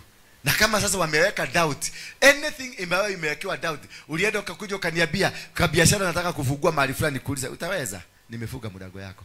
Automatically nimekufungia. Uta-struggle, uta-fight. Wewe ni mwanamke, umeenda kwa Bwana, unamwambia nataka kufungua biashara fulani, anakuambia utaweza? Yuko hata wewe na yanga ndio eleti kiaraga, amekufungia maneno. Mlango yako imefungwa.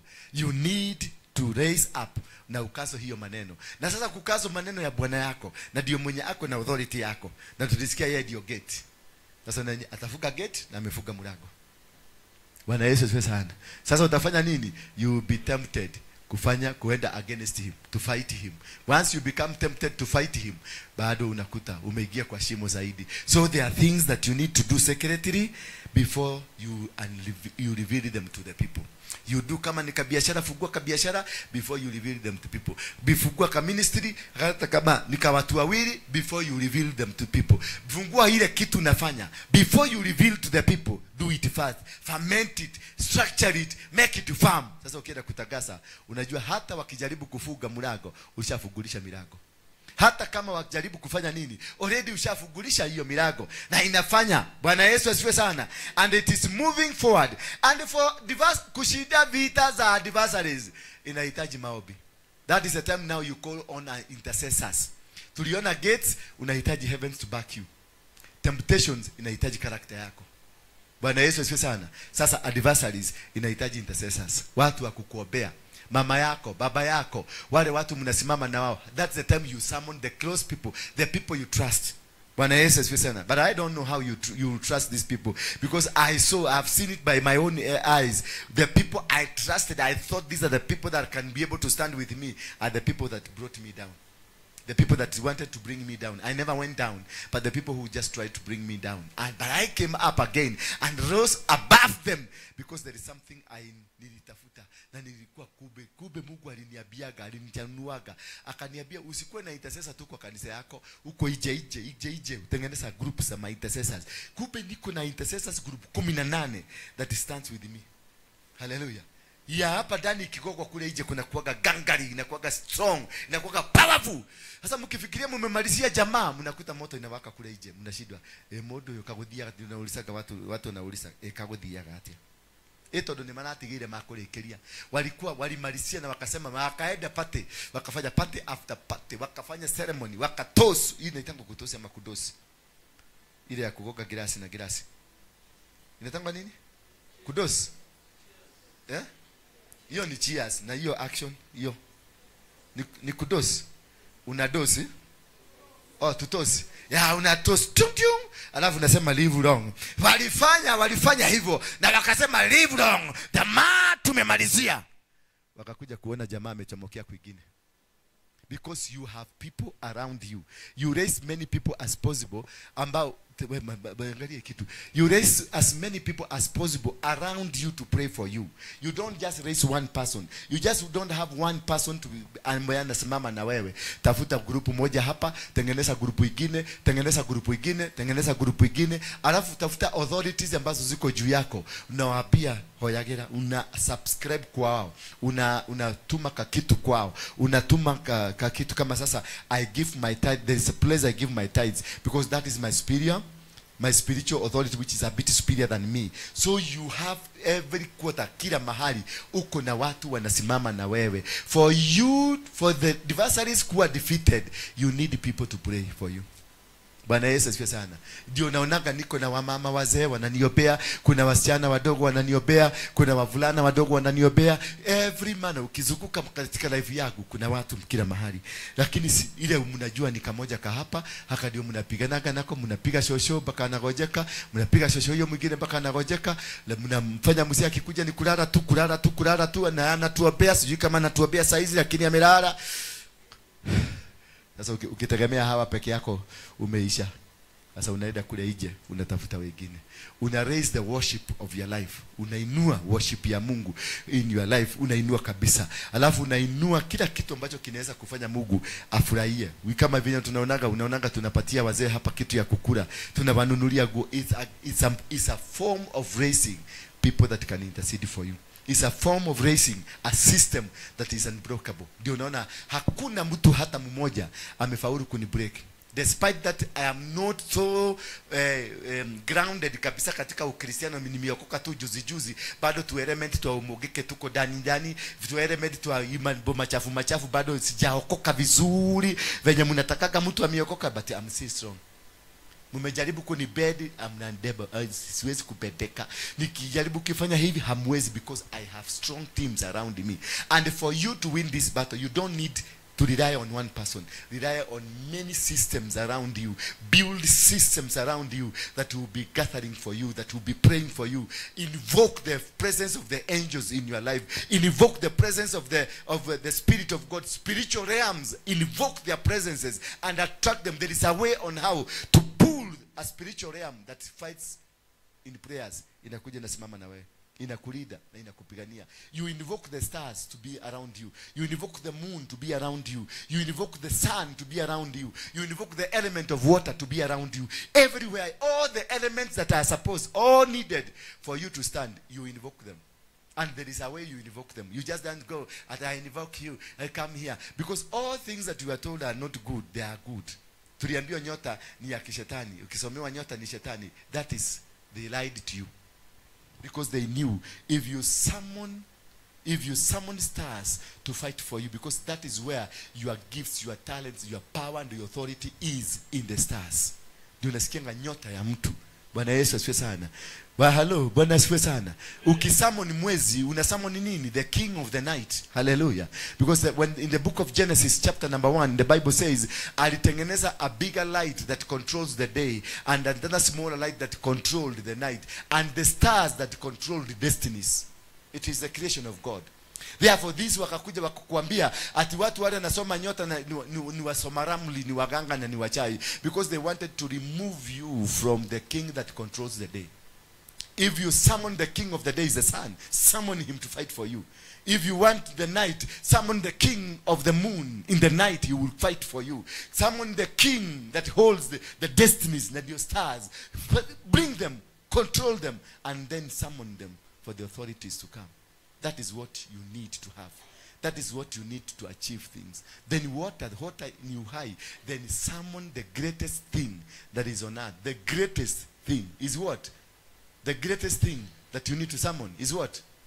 The earth. Oh earth, oh earth. Because everything, life comes from the soil. Life that you have, you yourself, you are a creation of the soil. The trees are creation of the soil. And he said, let there be grass. Hallelujah. Let there what? Grass was not there, but soil was there.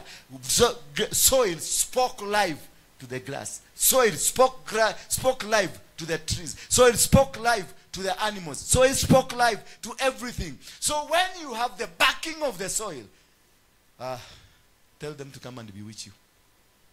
So if you have those elements, the sun, the moon, the star, the water, and the soil, those elements backing you, zinasimama na wewe, zinatembea na wewe wherever you go. Remember when God wanted to curse Konaya, he never went to kwa pesa. He never went even to Konaya because he knew Konaya is just a simple thing. You can curse Konaya na aende aongee na soil na impatie. Hallelujah. Yes. Unaweza kukasi mtu na aende kwa soil na asungumuse na soil. Kumbuka wakati Kaini aliua brother yake, God heard the voice of the blood from the soil. Akamuuliza Kaini, where is your brother? Maana nasikia damu yake ikilia kutoka kwa mchanga, ikilia. So the damu ilienda ikaongea na mchanga ikamwambia nimedhulumiwa. Bwana Yesu asifiwe sana. God went to make sure, he made sure that Konaya can not be able to access anything. So what did he do? He went to the soil.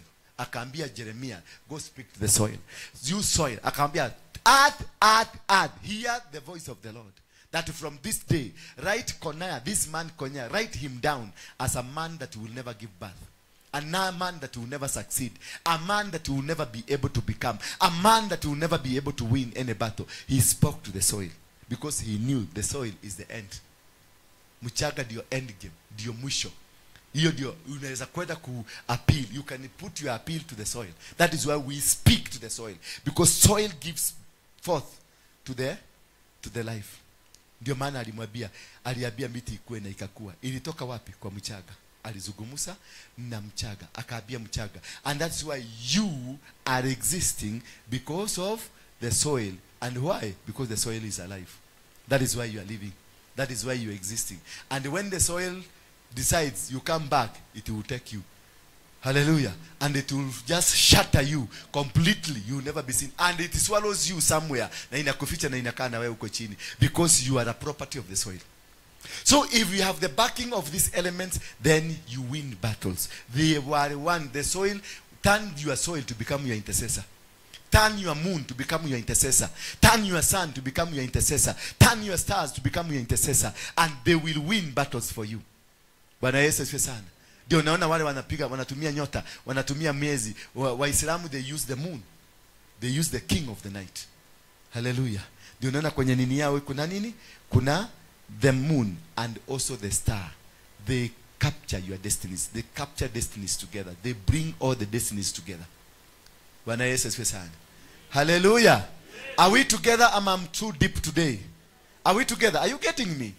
That you have to raise intercessory. Sio tu kwa wale wa mama mnakuaga nao wa mshene.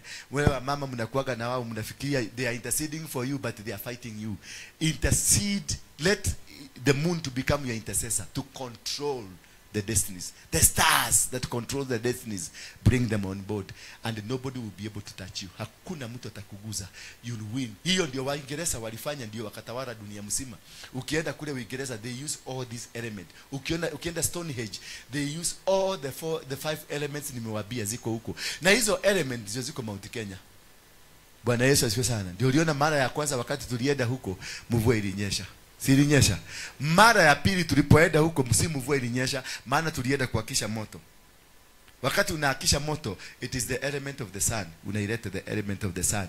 Wale waliangalia juu saa hiyo tulihakisha moto, huko kwa jua kulikuwa na jua inaonekana and a star karibu nayo ilikuwa inatembea nayo. Maanisha tulihakisha moto. Tulifanya the element of the fire. Hallelujah. Bwana Yesu asifiwe sana. So I'm teaching you deeper tonight. And in number 4, tuko kwa nini? Tuko namba ngapi?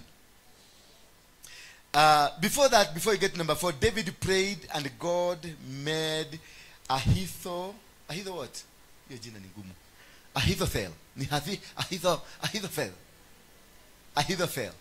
Yeah, when you are faced by adversaries, because Ahithophel was one person that was fighting David and wanting to kill David, David prayed to God and silenced the mouth of Ahithophel.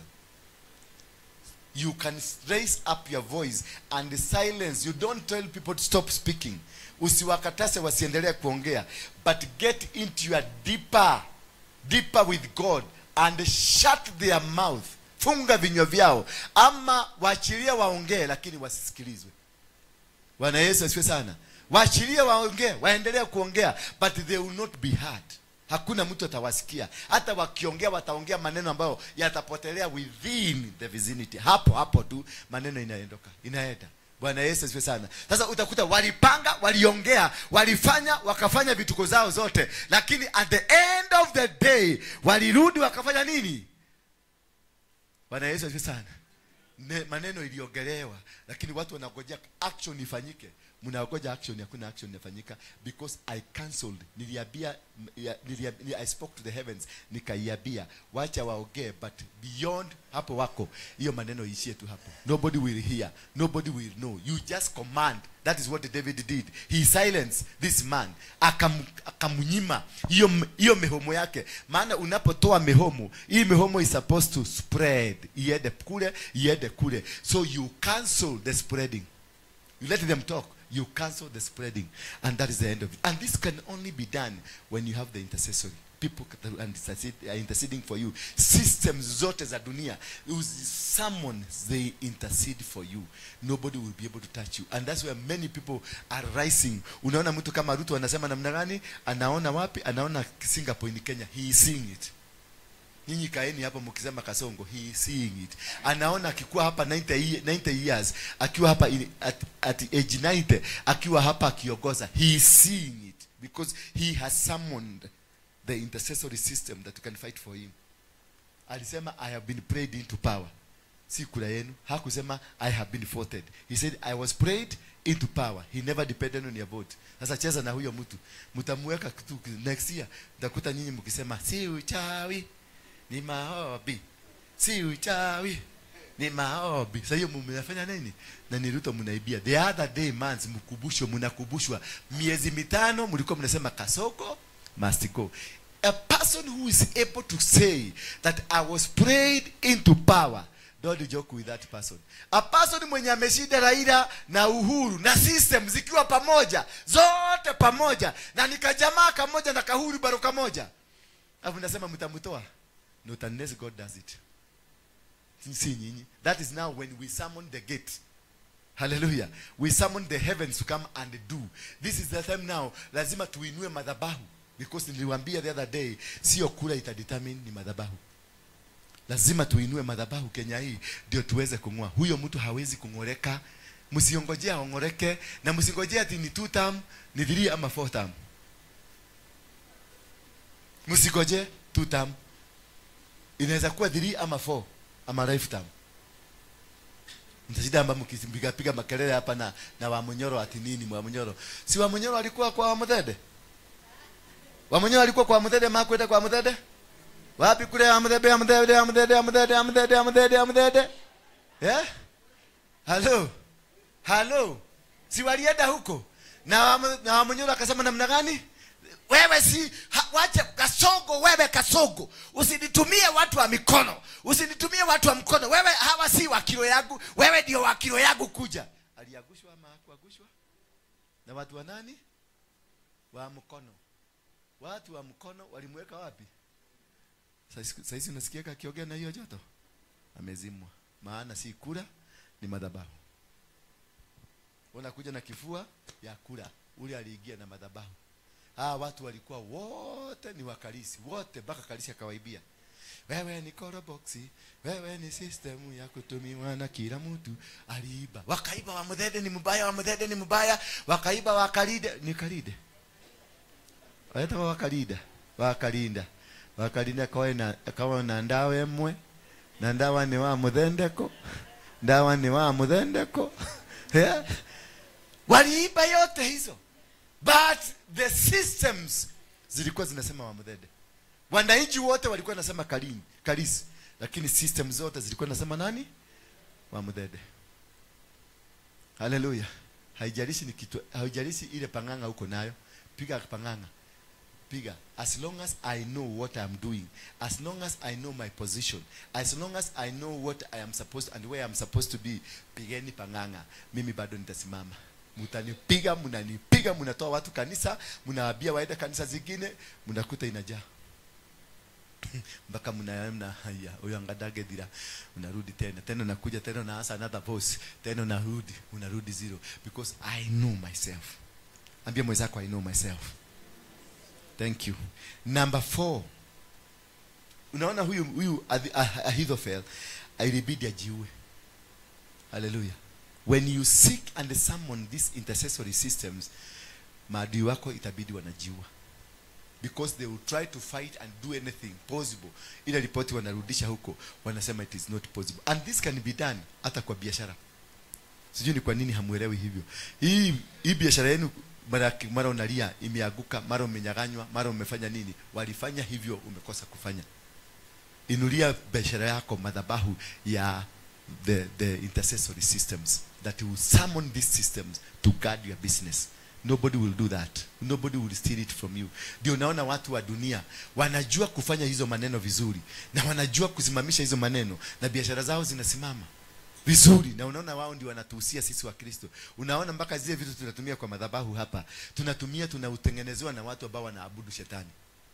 Sasa wanashindwa, hata vitu zenu za madhabahu zimetengenezwa na watu wanaabudu nini? Maana wameinua system za maombi. Maana wachawi they fast.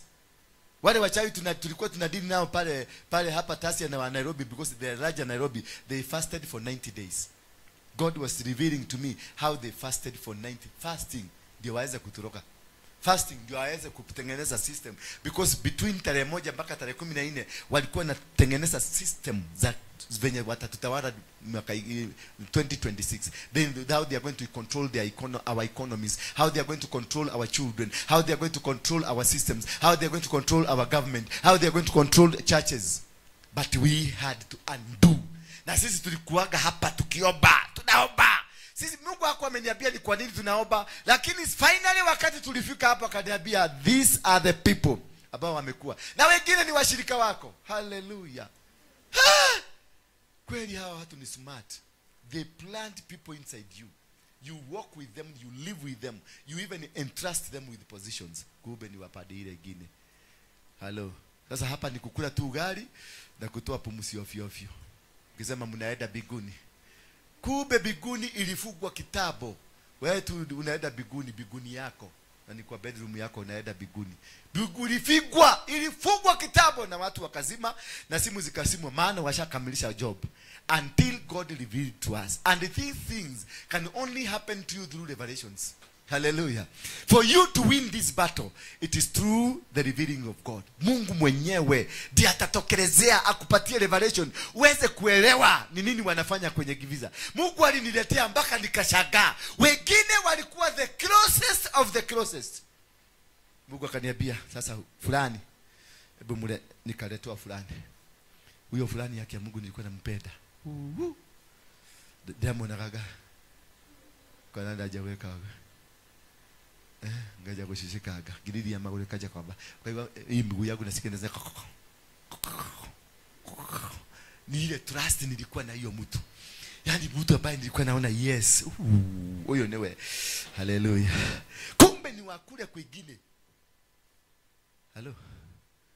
Unaenda huko ule je, unakuta marafiki wengine ambao ni wazuri, wanakuitaka pale Intercontinental, wanakuita pale Serena kuja tukunywa kachai. Kumbe wanakuja kukusikiliza. How far you have gone. Na mtu ameweka VX ya 18 million hapo nje. Narauga Bwana asifiwe. Mwathani agocwo. Apostle kumarira wahono kire ginya gathura gaku ne gacenjiri.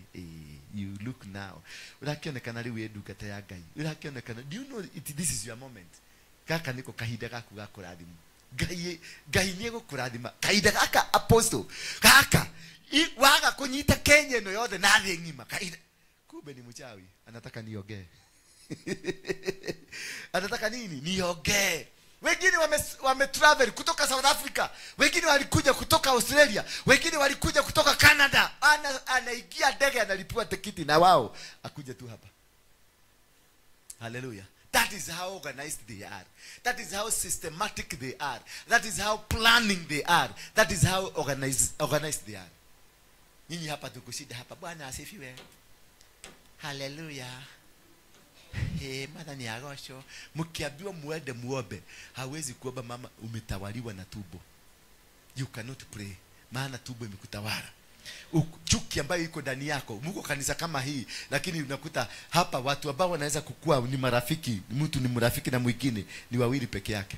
Wengine watu wanachukiana, hakuna mtu anapenda yule mwingine. Unaonaga mtu unasikia kutapika, alafu niambie mtashida hawa watu. Those people wako kimoja. They are one.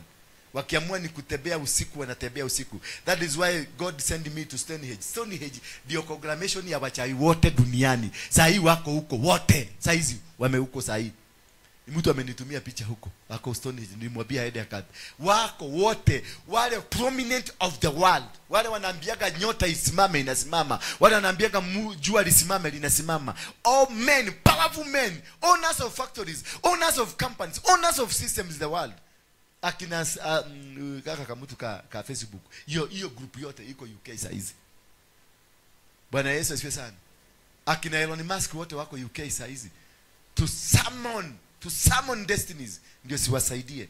That's why they are able to employ the best brains on earth, because they summon. That's why Bill Gates has the best. Bill Gates ni wa class 2 lakini he runs the world. Bwana Yesu asifiwe sana. Na nyinyi mnangedia tu hapa mnaenda biguni. Biguni gani? Walishafunga mlango. Walishafunga mlango. Onathiko na kone niega ile.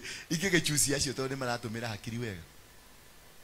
Surely they know how to operate. They know how to operate systems. Wewe ni mtoto wa Mungu, uko na anointing, uko na kila kitu, na unakaa tu hapa. Ainuliwe ana majesty. Ainuliwe. Ukimaliza hapa unatoremuka hapa nje. Unaenda unabia dukata ya Kai. Ni daruga maha ndaigwa. Mwathani ajira kwariri. Atere ukwenda gate. Ni ugoranyo nani? Ni kinyafia ndire. Ni kinyafia ndire. Ni dina thiko ichi. Tadurajara itanagada. Kwako gutari kindu kiri kirarumu. Na ni wako inuaga Mungu hapa. Wewe ndio ulikuwa unainua hapa Mungu. Wewe unainua Mungu na unaenda kuomba fare pale chini. You are cast. Umelaniwa. Your God must be seen. Mungu wako lazima aonekane. Kama shetani anaonekana kwa wale watu, anawapatia magari makubwa na manyumba makubwa. Alafu umekuja umedanganywa ati hizo ni hizo cia thino, ni igathira ireko. Isithire ithieko. Nura kwelile ni irathira. Jesus alisema atakuja dunia mzima ikimjua. Kwa hivyo dunia mzima ikiokoka. Unataka kuniambia Chinese they are very soon wanaenda kuokoka very soon? Yeah? Chinese. Waidi wale wanaabudu ng'ombe, they are very soon going to be saved. Pagans huko America, they are soon going to be saved. And you are waiting for Jesus to come next year. Don't waste your time. Tengeneza kanyumba kae mzuri. Yesu akuji hivi karibuni. Miaka ingine 10,000 ndio akuje. Ndio wa Chinese watakuwa wamesikia neno. Uwaka kanyumba. Jenga kanyumba kazuri, nunua kagari kazuri. Na hazinunuliwagu na maombi, zinanunuliwagu na pesa. Ingia kwa shamba lima, tengeneza kamudhido kako, tengeneza ya future na utengenezea watoto wako future. Hii story mrefu ulikuwa pia taido cia goko the itire fata. Itikire fata ndogethie noi. Wewe mwenyewe ni kiureka goko the todo kiri indo cia goko the. Wewe mwenyewe si unakula chakula. Mbona unakula chakula? Utigio limu. Nabia wewe mwenzako utigio limu.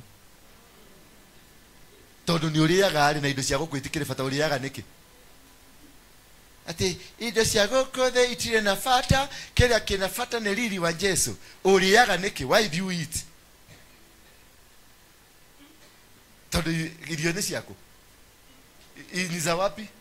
Chakula ni ya wapi? Na unaambiwa ati za vitu za hapa duniani hazina maana. Wacha ujinga. Why do you curse yourself? Iwaido cia goko the ciefata. Yes, I need to drive the best car. And in my 2026 I will drive the most expensive car. Na naomba Mungu tu anisaidia, hata kama ni kunyang'anya nitanyang'anya watu, nikuwe na chopa yangu. Diwo di haha magoro atatogia nagera uko jamuine ategigakinya kuria ndirakinya no thigino. Hapana, ni kuingia ndani ya chopa na ingia kwenda kukula nyama kule Naivasha. Nafurahia dunia, and I am mimi ni hapa dunia. Wale kwenda biguni muete. Tutigera imegoda na ng'ombe. Wewe mwenyewe we muhotu ndure kanyamu ginya ndatiga menyo. Ati nurenda guthima tu iguru. Wathima tu iguru gwika atia? Fanya kazi hapa, wacha uzembe. Don't find an excuse. Work here. Be rich here. This is what God gave you. He told you in Genesis chapter number 1, verse 26 and 27 and 28, that God gave man dominion, and he told him, subdue the earth. Unakuja hapa kutuambia utuko na ngaragu, nitawatandika next year. Mtu akikuja hapa hana fare na sadaka ya chini zaidi, kama unataka kuhama uhame leo. Kutoka next year sadaka ya chini zaidi shilingi 2,000.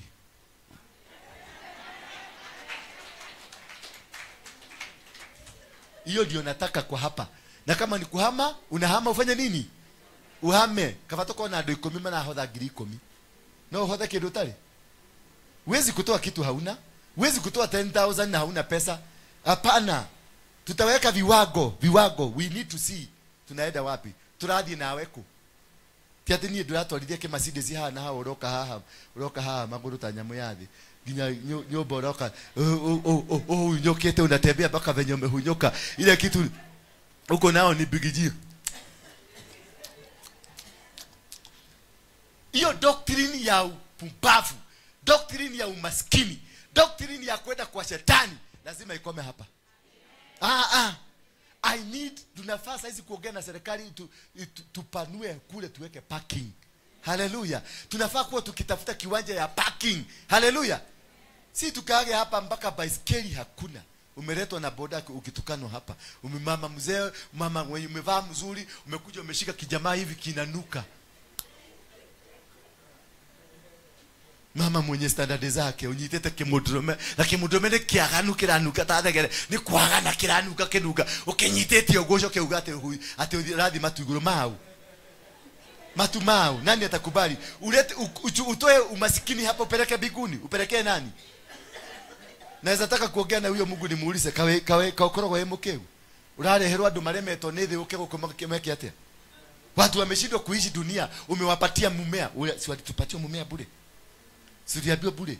Alisema mmea. Akasema ndege za angani, samaki za majini, kila kitu umepatiwa for free. And the Bible says, and God blessed them. Already you are carrying a blessing and you are poor.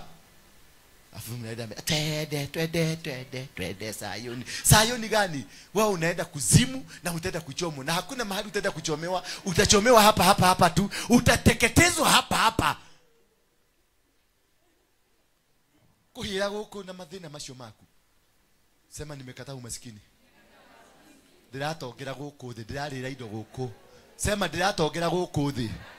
Nitaenda huko kama nimeshiba. Yaani kule gutire gari, gutire farafara, gutire ke. Yaani kule unakaa maisha mzuri kule biguni, si ndio? Sasa ukauga gari wacio nagira goko sikihetoka goko. Tondu kule gutakire gari. Akora ni gukire kundu gurathi hiyo. Just imagine ukiambiwa kwa na mtu venye alikuwa anaendesha Mercedes. Wewe unamuuliza Mercedes inakuwa na namna gani? Na muraika la gathi imwe. Hello. Naambia mwenzako hii ujinga tuliwekwa na wazungu lazima tuache. Lazima tuache. It is time for you to become rich. Control and subdue the earth. God gave you dominion. Hakukupatia dominion ya kuendaka tu kukaa huko na huko. Alikupatia dominion to control. To have the best, to live the best life, walk the best life. Hallelujah. Bwana Yesu asifiwe sana. Asi ukaaga tu hapa maskini, tunafuata mtu yule yule hako na anointing kwa sababu ya umaskini. You know most of you follow pastors because of ya umaskini. Kwa sababu unasikia huyo ndiye anaekelea watu mkono anaaguka ati yosho ni wewe na anointing. Anointing ni wako na nayo.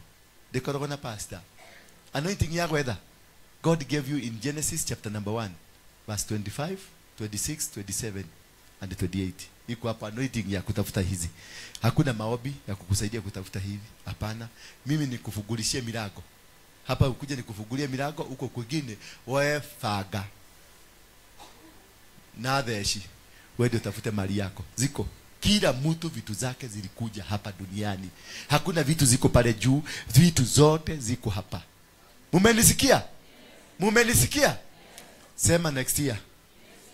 Umasikini ipelekwe kwa mtu mwingine. Si hapa. Mimi sitatembea na mshirika maskini. Na sitaenda kutafuta mshirika matajiri. Ni wewe nitanyorosa mpaka ukuje kichwa ikuwe mzuri. Hatutaenda kutafuta matajiri kule nje. Hatutaenda kutafuta matajiri. Nyinyi maskini ndio mtagogwa, nitawachapa viboko. Kama uko ndo arako. Murake menya no joke na kule. Ade mweteria jeshi. Bwana Yesu asifiwe sana. I will not entertain foolishness hapa. Sitakubalisha. Hapana. Ati tunaenda biguni na nani? Mimi siedi. Wewe enda peke yako. Wewe taguriaga ati goboka nyume thino. Liera-ini mekwo thi matu. Nuna imagine uri mwa muthemba ucio ati goboka. Tipe poja goboka. Goboka. Weka sauti goboka. Jikare magegania mekwo thi mata. Weriera iguru. Ta imagine uri mocio. Weriera iguru hangito na hanga. No nyithanitio kuria andu magayane migunda yothe. Ucio kaya kugate migunda ni yathirire Nairobi. Yao. I say, are you making sense? This is not sense. Goboka nyumethi no. Jikare hadoliera iguru. Jikare magegania mekwo thi matari meko. Yani ucoke ugate baba apostle hoera nie maundu makwa maikarite uru nie nyumba yakwa ne hinge nie gukuta ruwa makofi baka ukae mzuri. Nataka kunisikie apostle daikoro kama ubada hoera dafari ya mubada gweka atia gukana gakari. Tio tida ya uko athia uko uhunyukete uko metali ne undu wako ne tali guthina tali uko kuhiuya uko ne uri othire na tali soke ugate fafa munene ati dewa kihoti ati ene kwate ehe botu ga Jehova kihoti ene kwate ene kwate we Jehova kihoti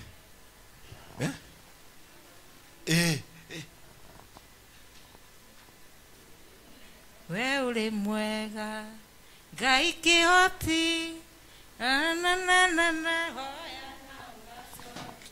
we uri mwega Ngai kihoti we iguaga mahoya na ugacokia kama kumagete kuigua niki ukire mwega tondu Jehova cia kire mwega na ukire maguru na tigiti wa kuhoya ri na ungire kurihirwa riheirwo ngari ri kai Jehova cio kihoti athire ku.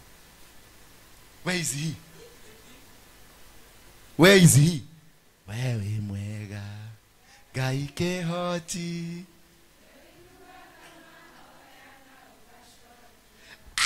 agite gucokia maku niki atike acokerie u mundu teyui acokerie u wewe mwega Ngai kihoti ila fafa oya mko wako inua mkono wako moja mwambie Mungu ninaomba msamaha nataka usaidizi wako nipate ufunuo nitoe mali zangu kule ziko. Thank you. Mwisho number 4 blessings. For you to get blessings you need liberations and also to become obedient. You need revelations and being obedient. Blessings. If you read the book of Deuteronomy chapter number 28 inasema if you do what?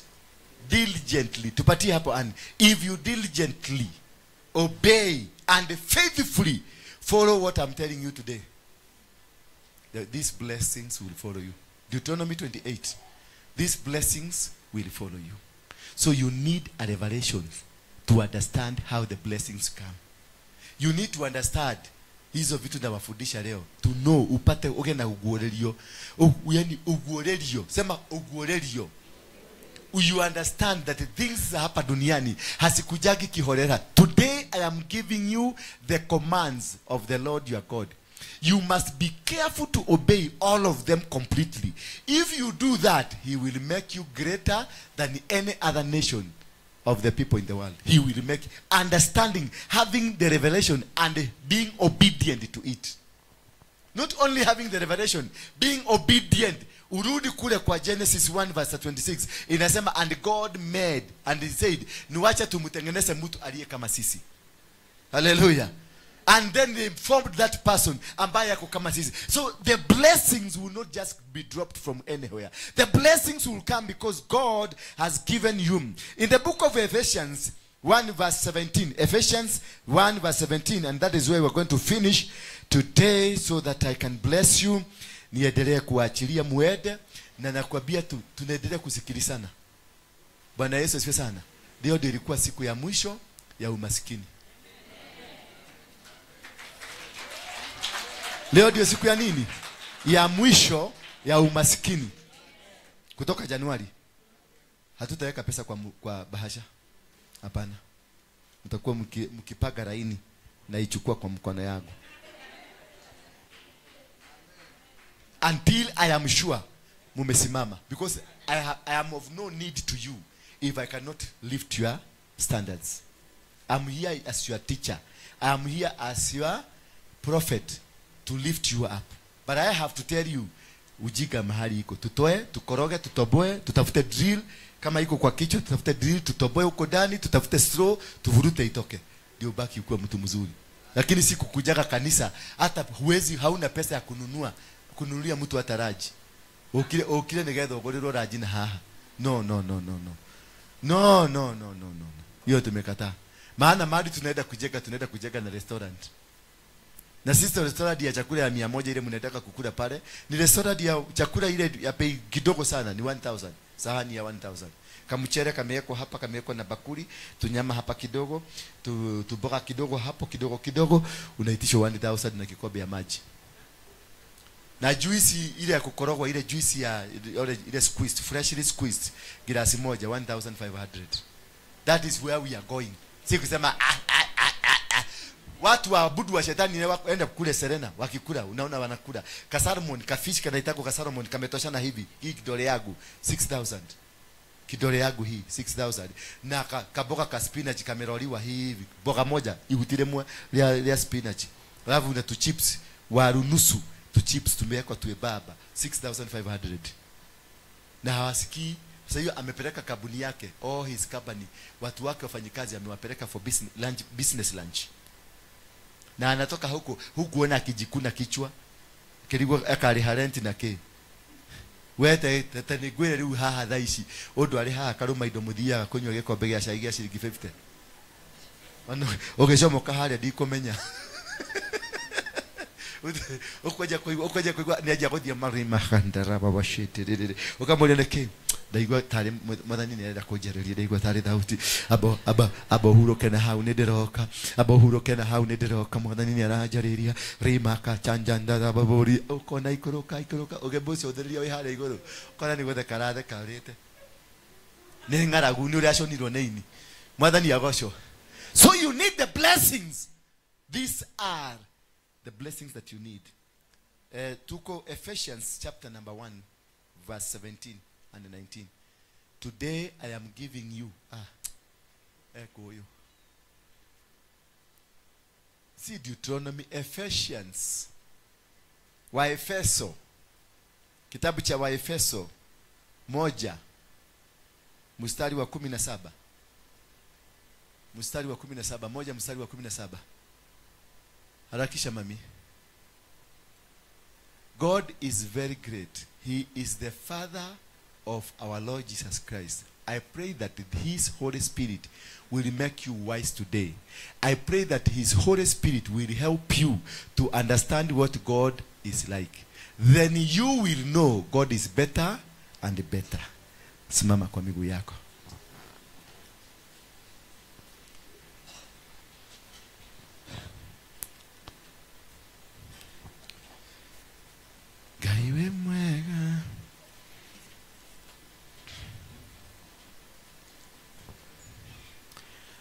Lift up your hands. Worship, simwacha kutembea kama mama wazee hapa. Ndivyo mumelala. Kuna watu wanahitaji counseling hapa.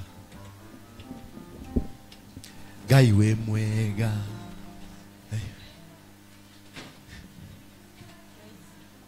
Wewe ulimwega Gai kioti. Just stretch tu kidogo wakijitayarisha.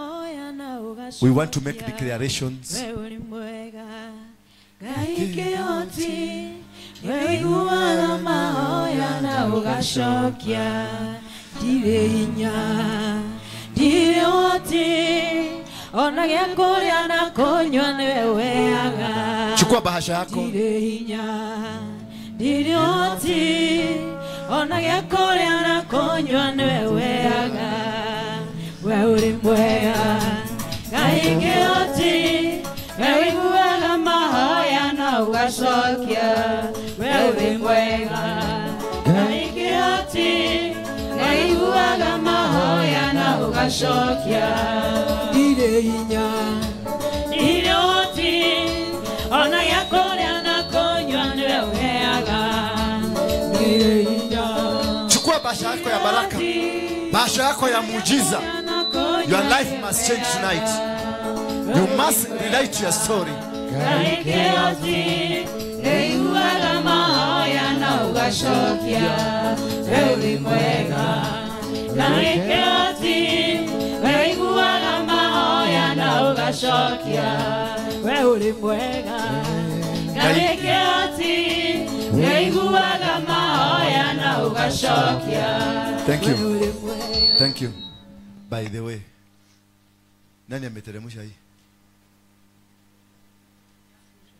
Na ilikuwa imeteremka, nani aliipandisha? Last week ilikuwa imeteremka. Sunday ilikuwa chini, ilikuwa hapo. Yeah? Na leo tena imejiteremsha. Muachane nayo. Inaleta ripoti mpya. Kuna nusu mlikoti inakuja. Ni hivyo inasema, sio sisi tunasema. Mama mnafikiria, si unaona imejiteremsha? This is a prophetic church. Bwana Yesu asifiwe sana. Anything you see here, mpaka speaker, mpaka kila kitu, mpaka screen unaonanga, it's prophetically placed for the prophetic moves. Amen. Bwana Yesu asifiwe sana. Amen. How are you? Weka bidii. Weka nini? Bidii. Work very hard. God is about to open a huge gate for you. A huge. Tiga wadu makuonaga ugu. Ugu wadu makuona makonoka modoro ugu. People will see you flying from one nation to another nation, doing businesses, not for anything, businesses. Amen. Negwa. Bwana asifiwe sana. Kuna watu mnaenda kubarikiwa. Kuna watu mnaenda kuinuliwa. But one I can confirm today here. Mtu yote mwenye alikuwa aligned kwenye madhabahu ya wachawi na waganga na Illuminati, you are free. Amen. We have redesigned. Sema redesigned. Ile direction walitufunga. Wewe ngoja na hiyo keyboard yako. Ile last year walitufunga na hatukuelewa. This year tumewaelewa, tumewagoga. Sema tumefanya nini? Tumewagoga. Niletee mchaga iko pale na karatasi na matawi kwa hapo ukigia tu hapo. Nataka tuinue madhabahu sasa. Hebu kaeni chini kidogo. Kaeni tu chini kidogo. Nataka hapana, mnaenda wapi? Mnapendaka kusikia venye vitu zenu mnataka kusikia. Nataka tuibe kigogone nene hohega. Bwana asifiwe sana. Haleluya. Nataka tuinue madhabahu. Tufunge chapter ya wachawi na chapter ya warogi. Ziko hapo, umezipata? Lete hapa. Tupatie kitu mahali pa kuwekelea. Na nipatiwe mafuta, niwekee mafuta kwa hiyo nini? Kwa roho ya. Nego. Yeah. Nipatie kitu ya kuwekelea. Na nyimwe haleluya woka.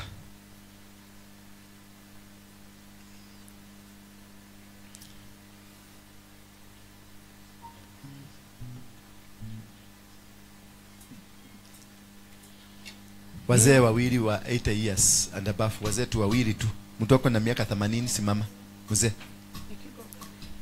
Miaka 80 kwenda juu. Ule oldest miaka 100. Kijana ako wapi? Kijana kuja. Kibia kijana kibia. Kibia kijana kibia.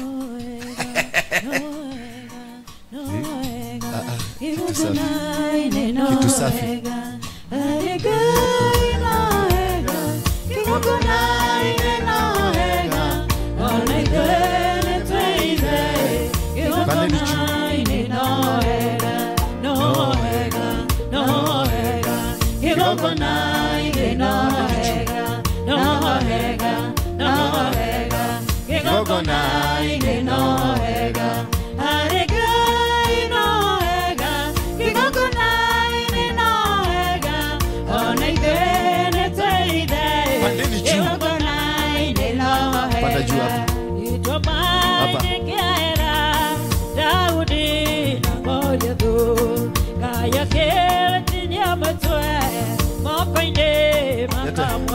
Mwanaume mwingine wa 80.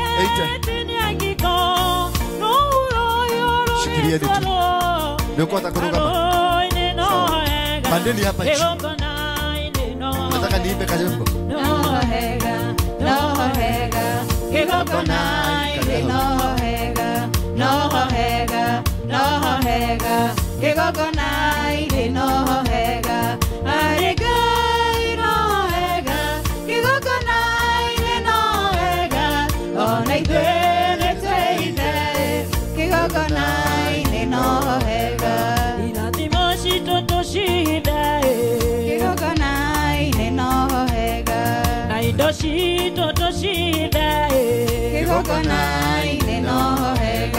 Mawira mai toto mahida kutoka wito tohida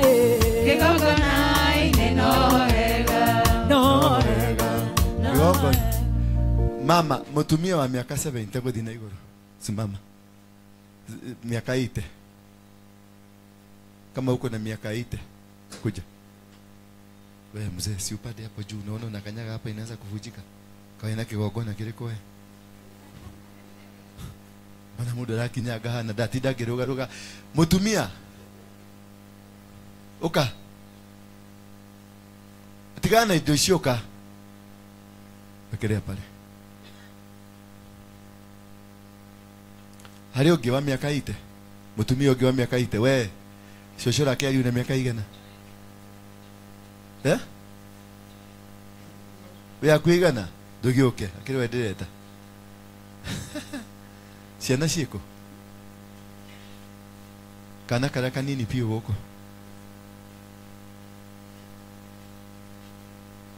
Kana kanini pio.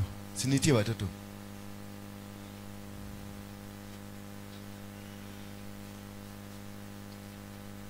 Kana kanini pio. The youngest. Kama tutapata watoto wawili, the youngest kwenye hii nyumba. Mwambie wasiite wao wengine ama waite wote, lakini the youngest wakuje hapa. Kalia hapo.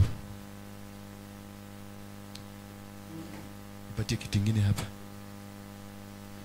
Shikilia hivyo. Oh. Okay. Thank you. Kuja, mpatie kiti hapa. Hapa hivi. Yes. Kalia hapo.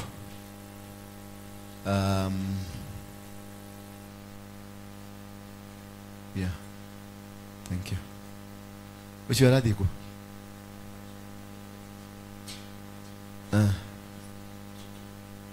Abatia nake, wacheni tuone anataka kufanya nini.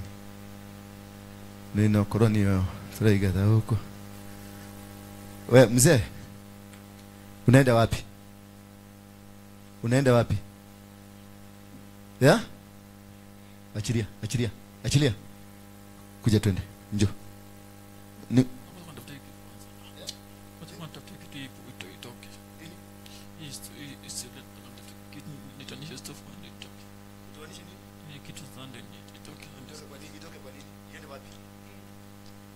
unatoanisha kwa nini?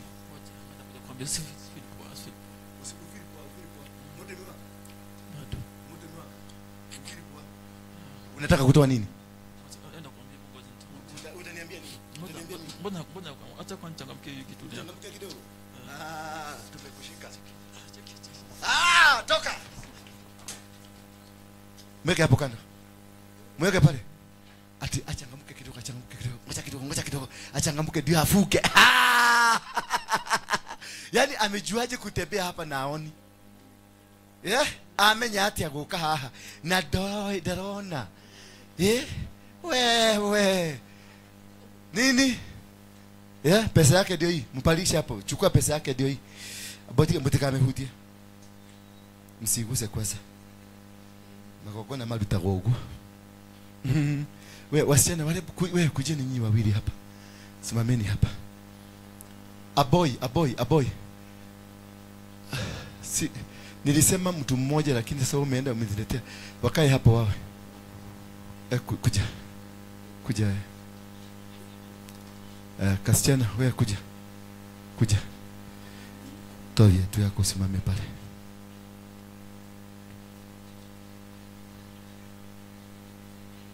Simama tu hapo. Niangalie huko. Joy, kaa na huyo. Kaa na usho. No ule arona edumaine. Arona edumaine. Agathi uguo nginya akamenya akanjira arenda kuohora wa yeno. Edumaine. Ucoke munjire guku. Ai! Jehova. Wale watu international wawili kujeni. Watu wawili international. Kuja. Simama hapa.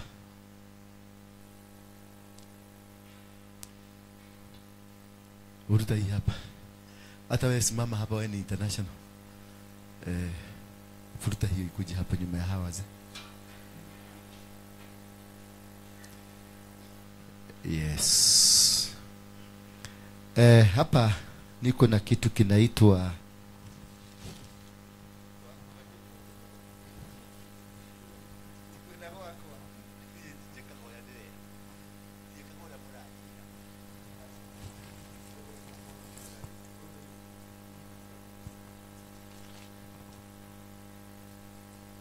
Deuteronomy chapter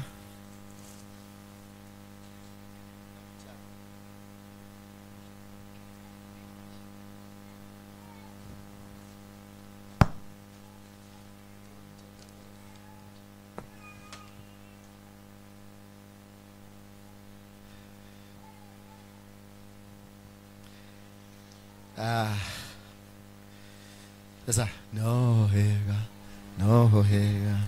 kigogona ini no hega kigogona ini no hega aregai no hega isaidi na chumvi salt ona idene tuide kigogona ini no hega kigogona ini no hega kigogona ini no hega aregai no hega kigogona ini no hega ona idene tuide kigogona ini no hega tukatoyo soide kigogona ini no hega chukua maji sawa thank you what we are about to do, tunainua madhabahu. Bwana Yesu asifiwe sana. Tumezungumzia kuhusu mchanga. We are summoning the soil.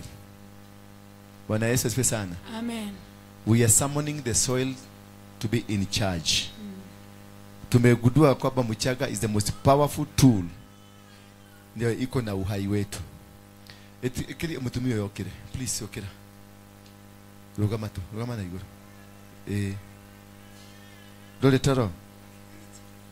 Wewe na dole taro. Akilisha kushie sawa. Thank you.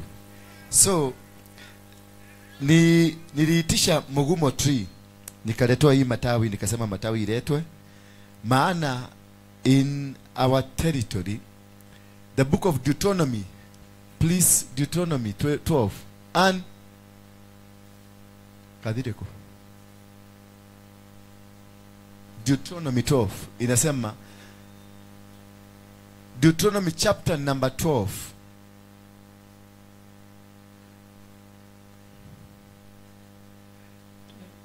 inasema, these are the laws, that the rules that you must obey.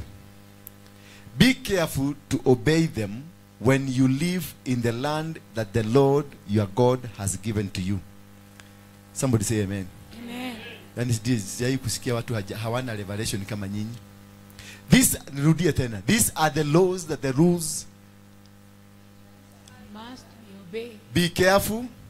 Obey them when you live in the land that the Lord your God has given to you. Can I hear somebody say amen? Amen. That there is a land that God is giving us now. Yes. There is a blessing that God is giving us now. Amen. And the laws, when going there to those blessings, these are the laws. Yeah.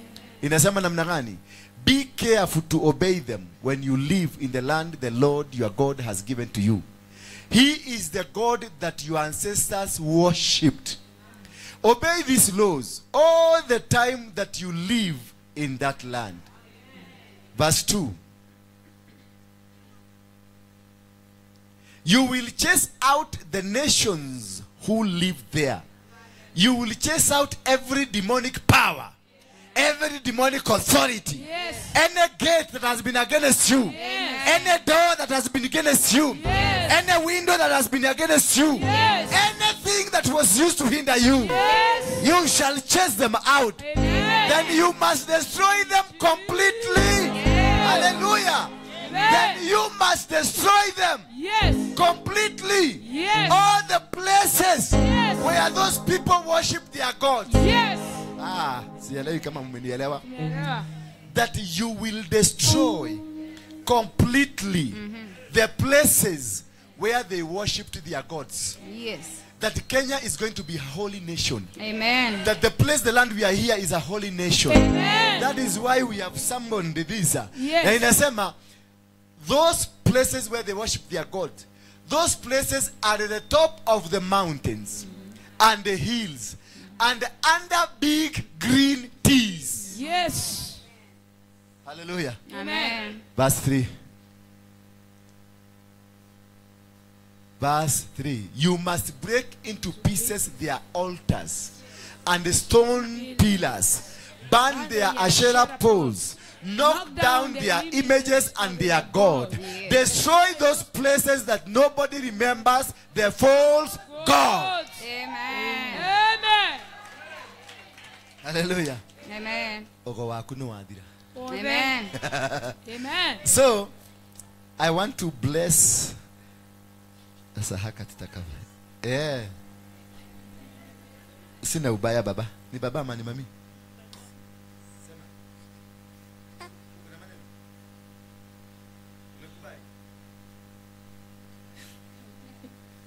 Yeah. Oya gaterika nini ha? Okay. Terio.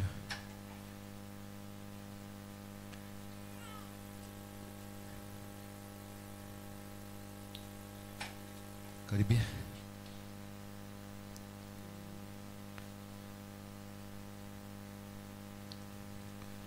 We are summoning the power of the soil. Na huyu Munyamulenge. Munyamulenge mwenzako kuja. Najua hawa ndio wametusubua hii Afrika kabisa. Na Kagame wao. Wahutu na Watusi. Na wanaongea lugha moja. Nani kuna mtu a foreigner here? Any foreigner? Foreigner? Mtu mwingine ni foreigner? Mnyinyi mtarepresent foreigners. Sasa inua mchanga yako juu. Tutapokea hizi. Inua mchanga yako juu.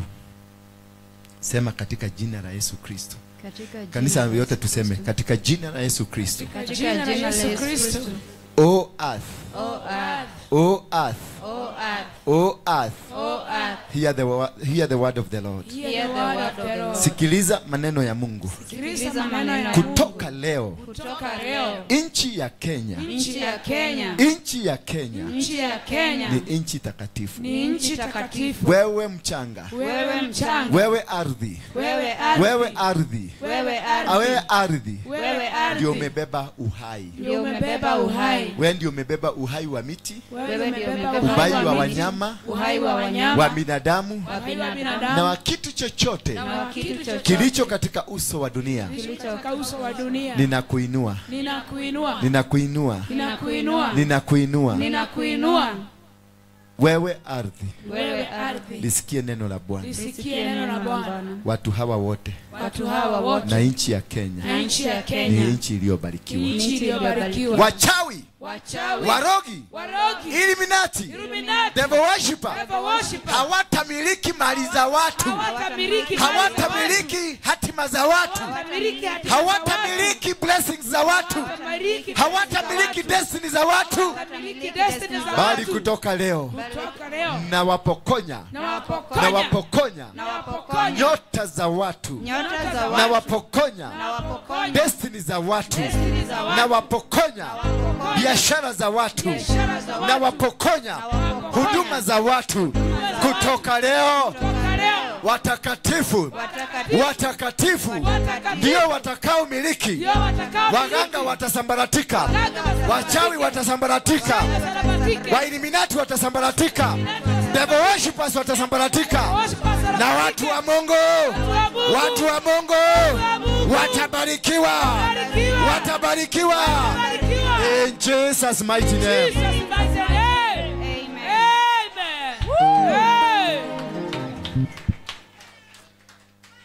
Amen. Katika jina la Baba, la Mwana na Roho Mtakatifu, wewe ardhi na kutakasa, uwe matunda mazuri kwa binadamu, uwe baraka kwa binadamu. Uliambiwa wewe ndio uko na uhai wa chochote kilicho katika uso wa dunia. Binadamu alipoundwa alitengenezwa kutokana na wewe, na akaambiwa amebarikiwa. Kisha akapatiwa mmea utokanao na wewe, mnyama atokanao na wewe, ndege atokanao na wewe, vyote ni miliki zake. Kutoka sasa wachawi walikuja wakakuongelesha, wachawi walikuja wakabeba nyota za watu hawa, destiny za watu hawa, mamlaka za watu hawa, kupitia madhabahu iliyofanyika. Kondoo wakachinjwa, mambuzi wakachinjwa, mang'ombe wakachinjwa, kisha wakatembea juu yako, wakakunenea, wakakwambia watu wa Mungu wasibarikiwe. Wakatembea wakakwambia nyota za watu wa Mungu zipokonywe. Wakatembea wakakwambia destiny za watu zipokonywe. Kutoka sasa, wewe ardhi, wewe ardhi, wewe ardhi, lisikie neno la Bwana. Kutoka leo hakuna mtoto hata mmoja atanyaganywa nyota zake.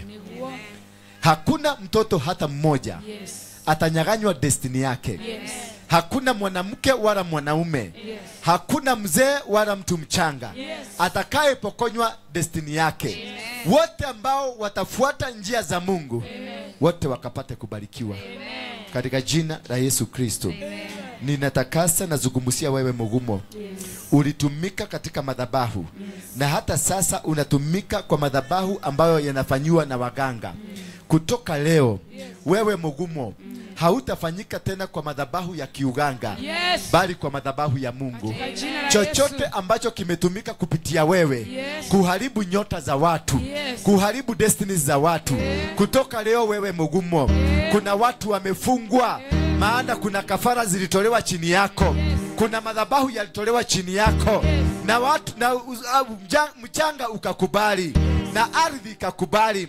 Sasa tunafanya maagano, sasa tunafanya makubaliano, sasa tunafanya maagano, wewe pamoja na ardhi, ya kwamba hakuna kitu cha kishetani kitafanyika chini yako, maana wewe ni mtu ulioumbwa na Mungu kwa utukufu wa Mungu, na jina la Mungu likainuliwe.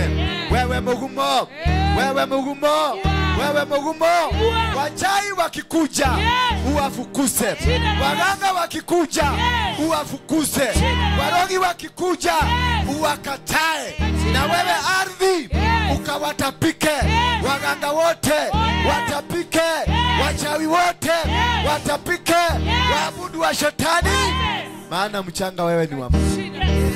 In Jesus name. Somebody say amen. It's okay, weka hapa. Rudisheni hapa.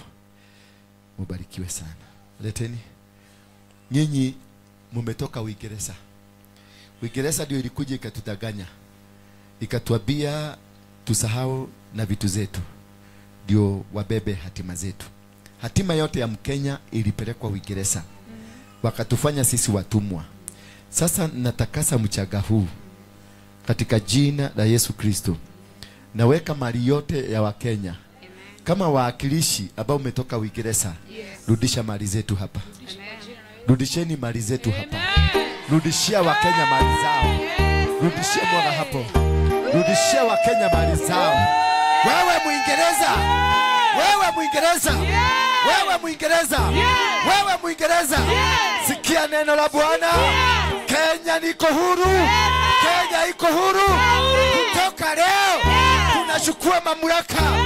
Ulitudanganya ati umepatiana uhuru, lakini haukupatiana. Kutoka leo twaitakasa Kenya. Ardhi ya Kenya iko huru. In Jesus mighty name. Thank you. Ondokeni. Ondokeni sasa. Ondokeni muende mkae chini. Kazi yenu imeisha. Sasa leteni magetha manyu. Mekwa mukiro ni athuri aya na ondokeni sasa. Odoa mtoto sasa, tumemaliza ibada. Ondokeni sasa muende. Yes. Yeah, tuondoke. Asante sana. Mtapata sadaka kwa sababu ya kazi nzuri. Sasa ni nini hii? Wacha na Holy Communion kwanza, kaka ado na Holy Communion hapa, simama hapa. Nataka mimea kidogo gikoretio. Mimea patia huyu mzee. Amukira indo icio baba. Na wewe amukira ici. Musimame mrudi pale. Amukirithio uyu. Amukira indo icio muturathime. Amukira indo icio. Asha. Simama tu hapo, simameni tu hapo. Indo cia mugunda tu peke yake. Lete hii. Wekelea hapa. Simama nazo hapo. Kuna maziwa? Maziwa? Yeah? Kuna maziwa? Hapana. Huko hakuna?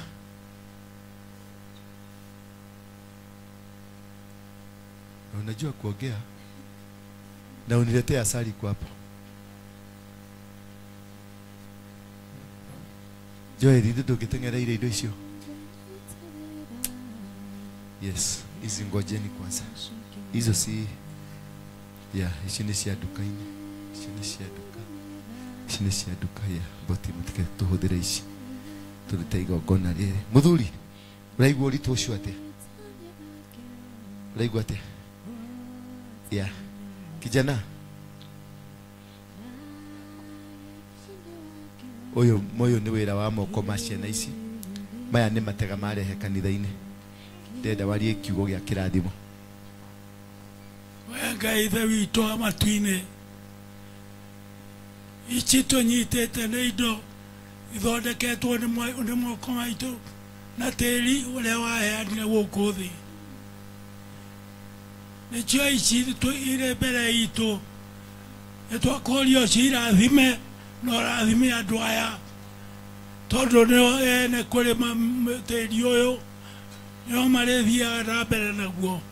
Ithuĩ no tũraga hinya wa witũ nĩ inyuĩ, na mũthiage na mbere na kũũrĩma na kũũtungatĩra, na twawethire ũkuĩtwo nĩ andũ abeberu, nĩtwaũcokirie bũrũri-inĩ moka-inĩ maitũ. ewona otweka twa tugunire ne twa chokia moko-ini manyu maogude na morie mohone na ciana icoke kuhuna ni undu wa moko manyu. Amen. Amen. Thank you. Yes, nani atatushikia hii? Aha.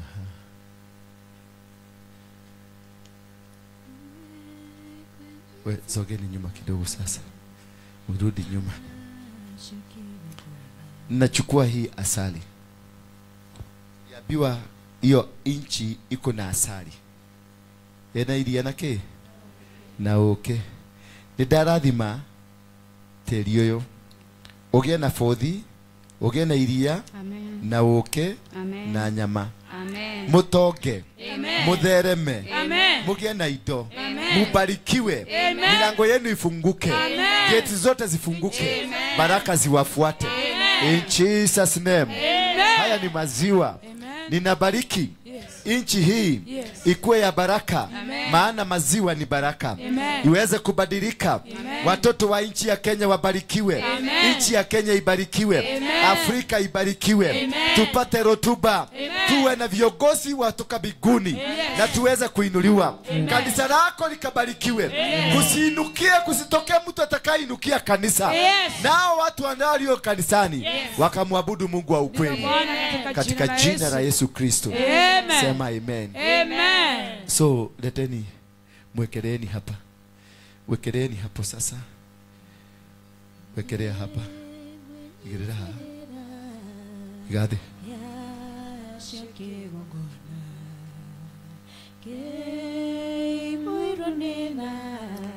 Rehema gutama.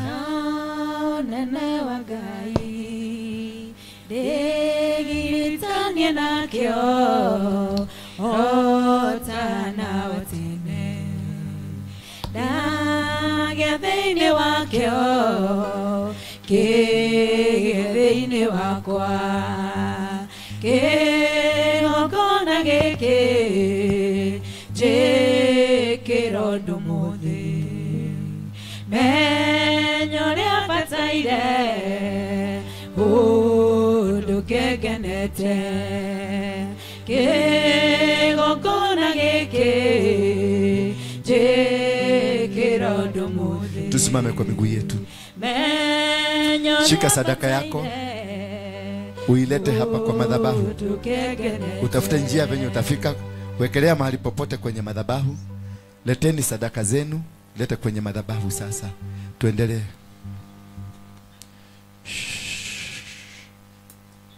Jesus name. Wekelea sadaka zako wewe una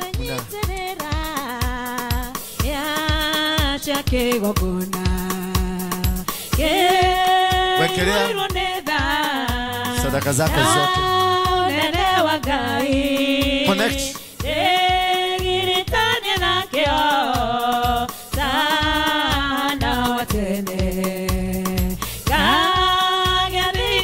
Jakeria tawa. Jakeria tawa. Jakeria tawa.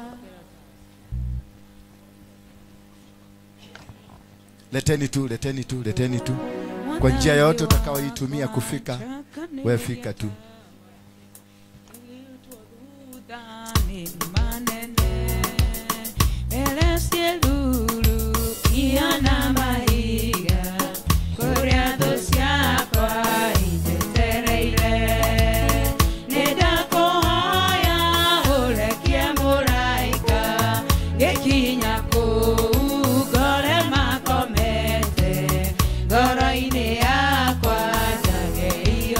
Asimame sasa.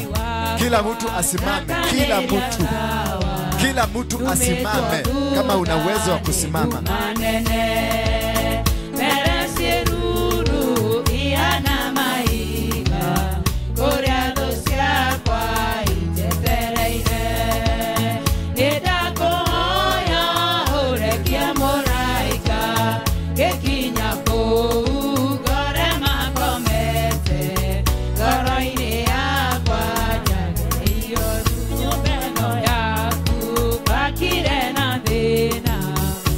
Origisheirio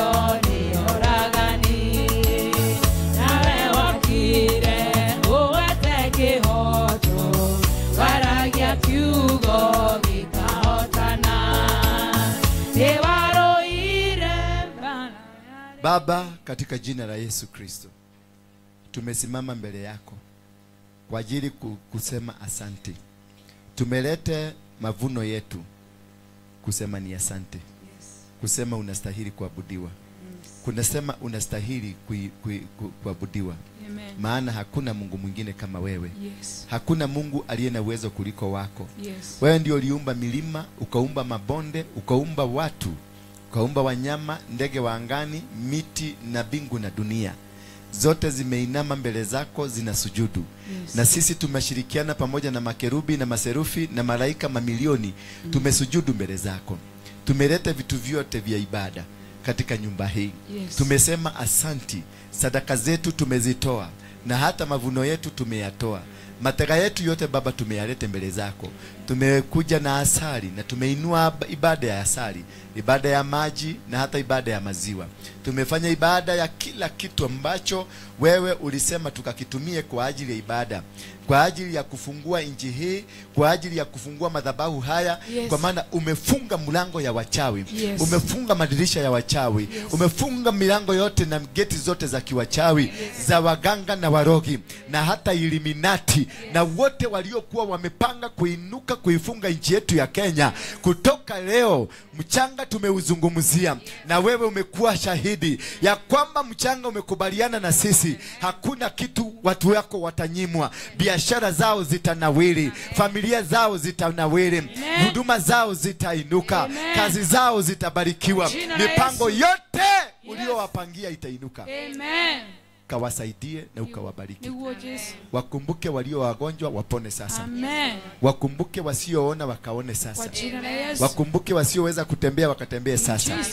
Wakumbuke wote wanaoteseka katika hali ya umaskini, umaskini ukaondoka. Ukawabariki na ukawainue tena. Waandike majina yao upya kwenye kitabu cha mbinguni. Wafungulie mikataba mipya. Wawe wa kuabudu. Generation hii na generation zingine zinakuja. Milele na milele wa kuabudu milele.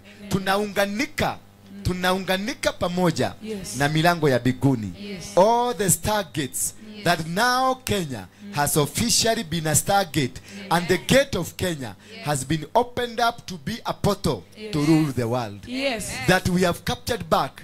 That which was stolen to the England, it is back in our territory. That every system that we operate in this country will operate from the systems of God. That the command, the heavenly command, will be commandable to all of us. Father, we thank you. We honor you. We worship you. Biashara zote zenu zibarikiwe. Kazi ya mikono yenu ibarikiwe. Mahali mtakanyagisha miguu yenu kuwe na baraka. Mupate nafuu. Mupate kupendelewa. Mupate kupendelewa na binadamu na Mungu.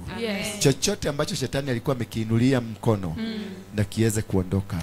Kutoka leo chochote kilikuwa kimeshikwa mateka. Iwe ni biashara yako, iwe ni watoto wako, iwe ni mke wako, iwe ni bwana yako, iwe ni mtu yoyote ambaye alikuwa ameshikwa mateka. Wewe ulikuwa haufaulu kwenda, kutoka leo utaenda. Chochote ambacho kilikuwa kimekamatwa, kimeachiliwa katika anga. Malaika Michael ameshuka kumsaidia malaika Gabrieli kutoka kwa mikono ya mfalme wa Persia. Kutoka leo kwenda mbele utabarikiwa. Milango ya kuzimu haitakuona.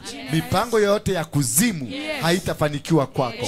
Utawashinda hata kabla kumefika pale. Chochote utafikiria kukifanya mwaka wa 2026 utafaulu.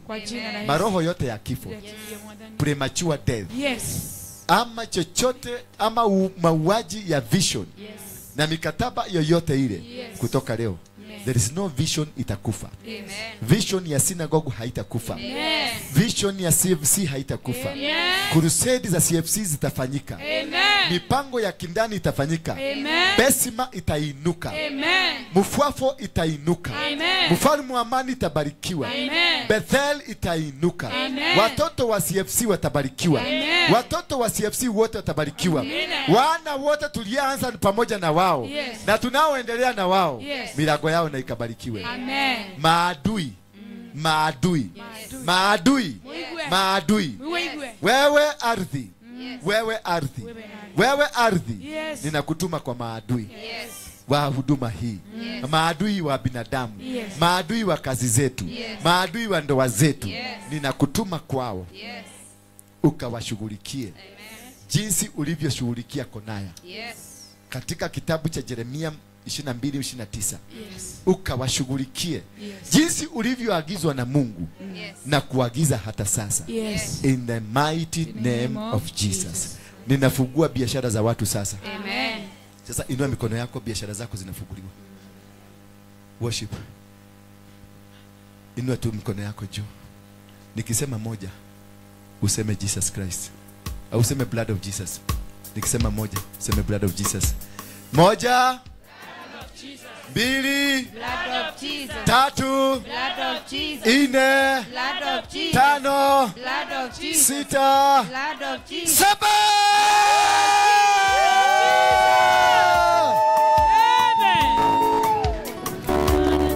You are free.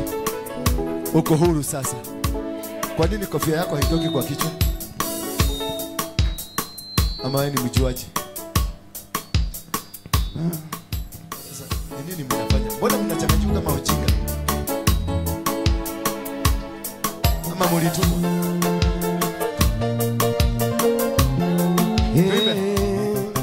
Fungua kinywa chako, anza kuomba. Ambia Mungu, anza kushukuru Mungu. Fungua kinywa chako, mshukuru Mungu. Mwambie asante kwa kutusikia, asante kwa kutuwezesha, asante kwa kunifungua. Minyororo ambayo ilikuwa imekukamata, minyororo ambayo ilikuwa imekushika, imeporomoka. Minara yao imeporomoka, kazi zao zimeporomoka, mipango yao imeporomoka. In Jesus name. Ni wewe Bwana, ni wewe, ni wewe Bwana, ni wewe, ni wewe Bwana, ni wewe Baba, ni wewe Bwana, ni wewe, ni wewe Bwana, ni wewe, ni wewe Bwana, ni wewe, ni wewe Bwana, ni wewe, ni wewe Bwana, Fungua kinywa chako, mwambie Mungu asante. Mwambie Mungu nimepokea, nimepokea baraka zako, umenishindania. Wachawi waliondoka, gereza zimeondoka, mitego ya giza imeondoka. ni wewe Bwana, ni wewe Baba, ni wewe Bwana, ni wewe, ni wewe Bwana. Oro intercessors, intercessors, wakuje hapa mbele.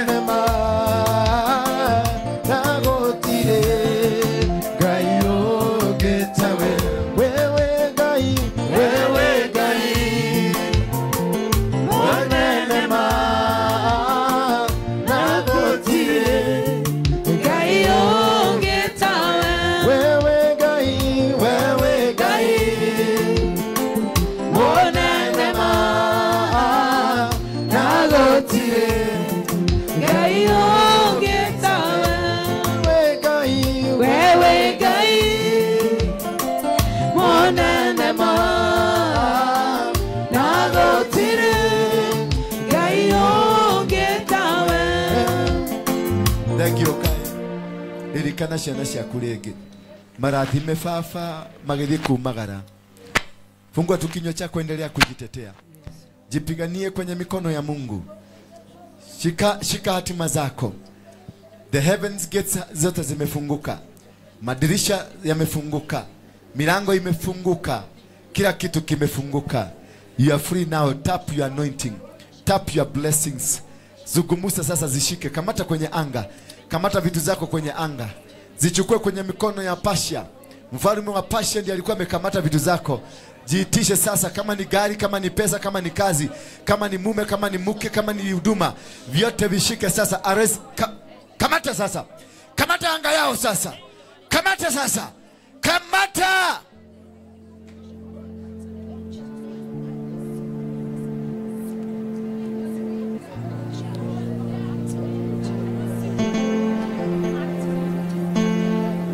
Keyboard peke yake.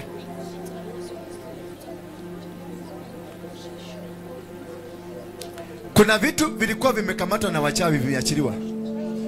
Kuna hatima, destiny zilikuwa zimechukuliwa, zimeregeshwa. Kuna pesa mamilioni za watu zilikuwa wamepokonywa, walifanya biashara zikaenda, zimerudishwa. Milango ndio hiyo inafunguka, mapepo yanaporomoka, minyororo ambayo ilikuwa imekukamata ndio hiyo imekatika, inaporomoka, inaporomoka, inaporomoka.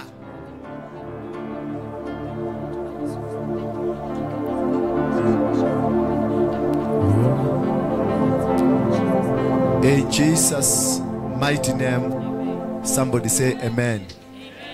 And now may the grace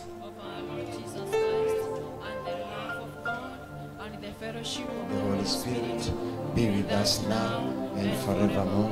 Amen. Semeni amen. Amen. Nasikia sauti inaniambia kwenye miti kama hii ya migumo na michanga kama hii, kuna watu walipoteza uwezo wa kuona, uwezo wa kutembea, uwezo wa kufanya vitu kwa sababu walifanya kafara. Na kutoka sasa, any family ambayo imeshikwa mateka kupitia kwa madhabahu yaliyofanyika, ama kwa sababu kwao kuna madhabahu ya waganga, kutoka leo nina cancel. I cancel. I cancel. I set them free. I set them free. I set them free. Kuna biashara ziliibiwa kupitia madhabahu kama haya. I set it free. I set free. Watoto ambao wanateseka kwa sababu ya madhabahu kama haya, I set them free. I set them free. In the mighty name of Jesus. Somebody say amen. Now you are free to go.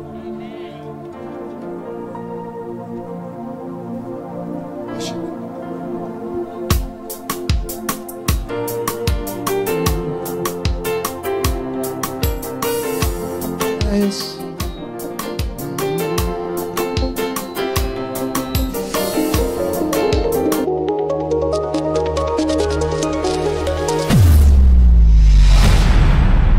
Bethel Clouds TV, empowering lives.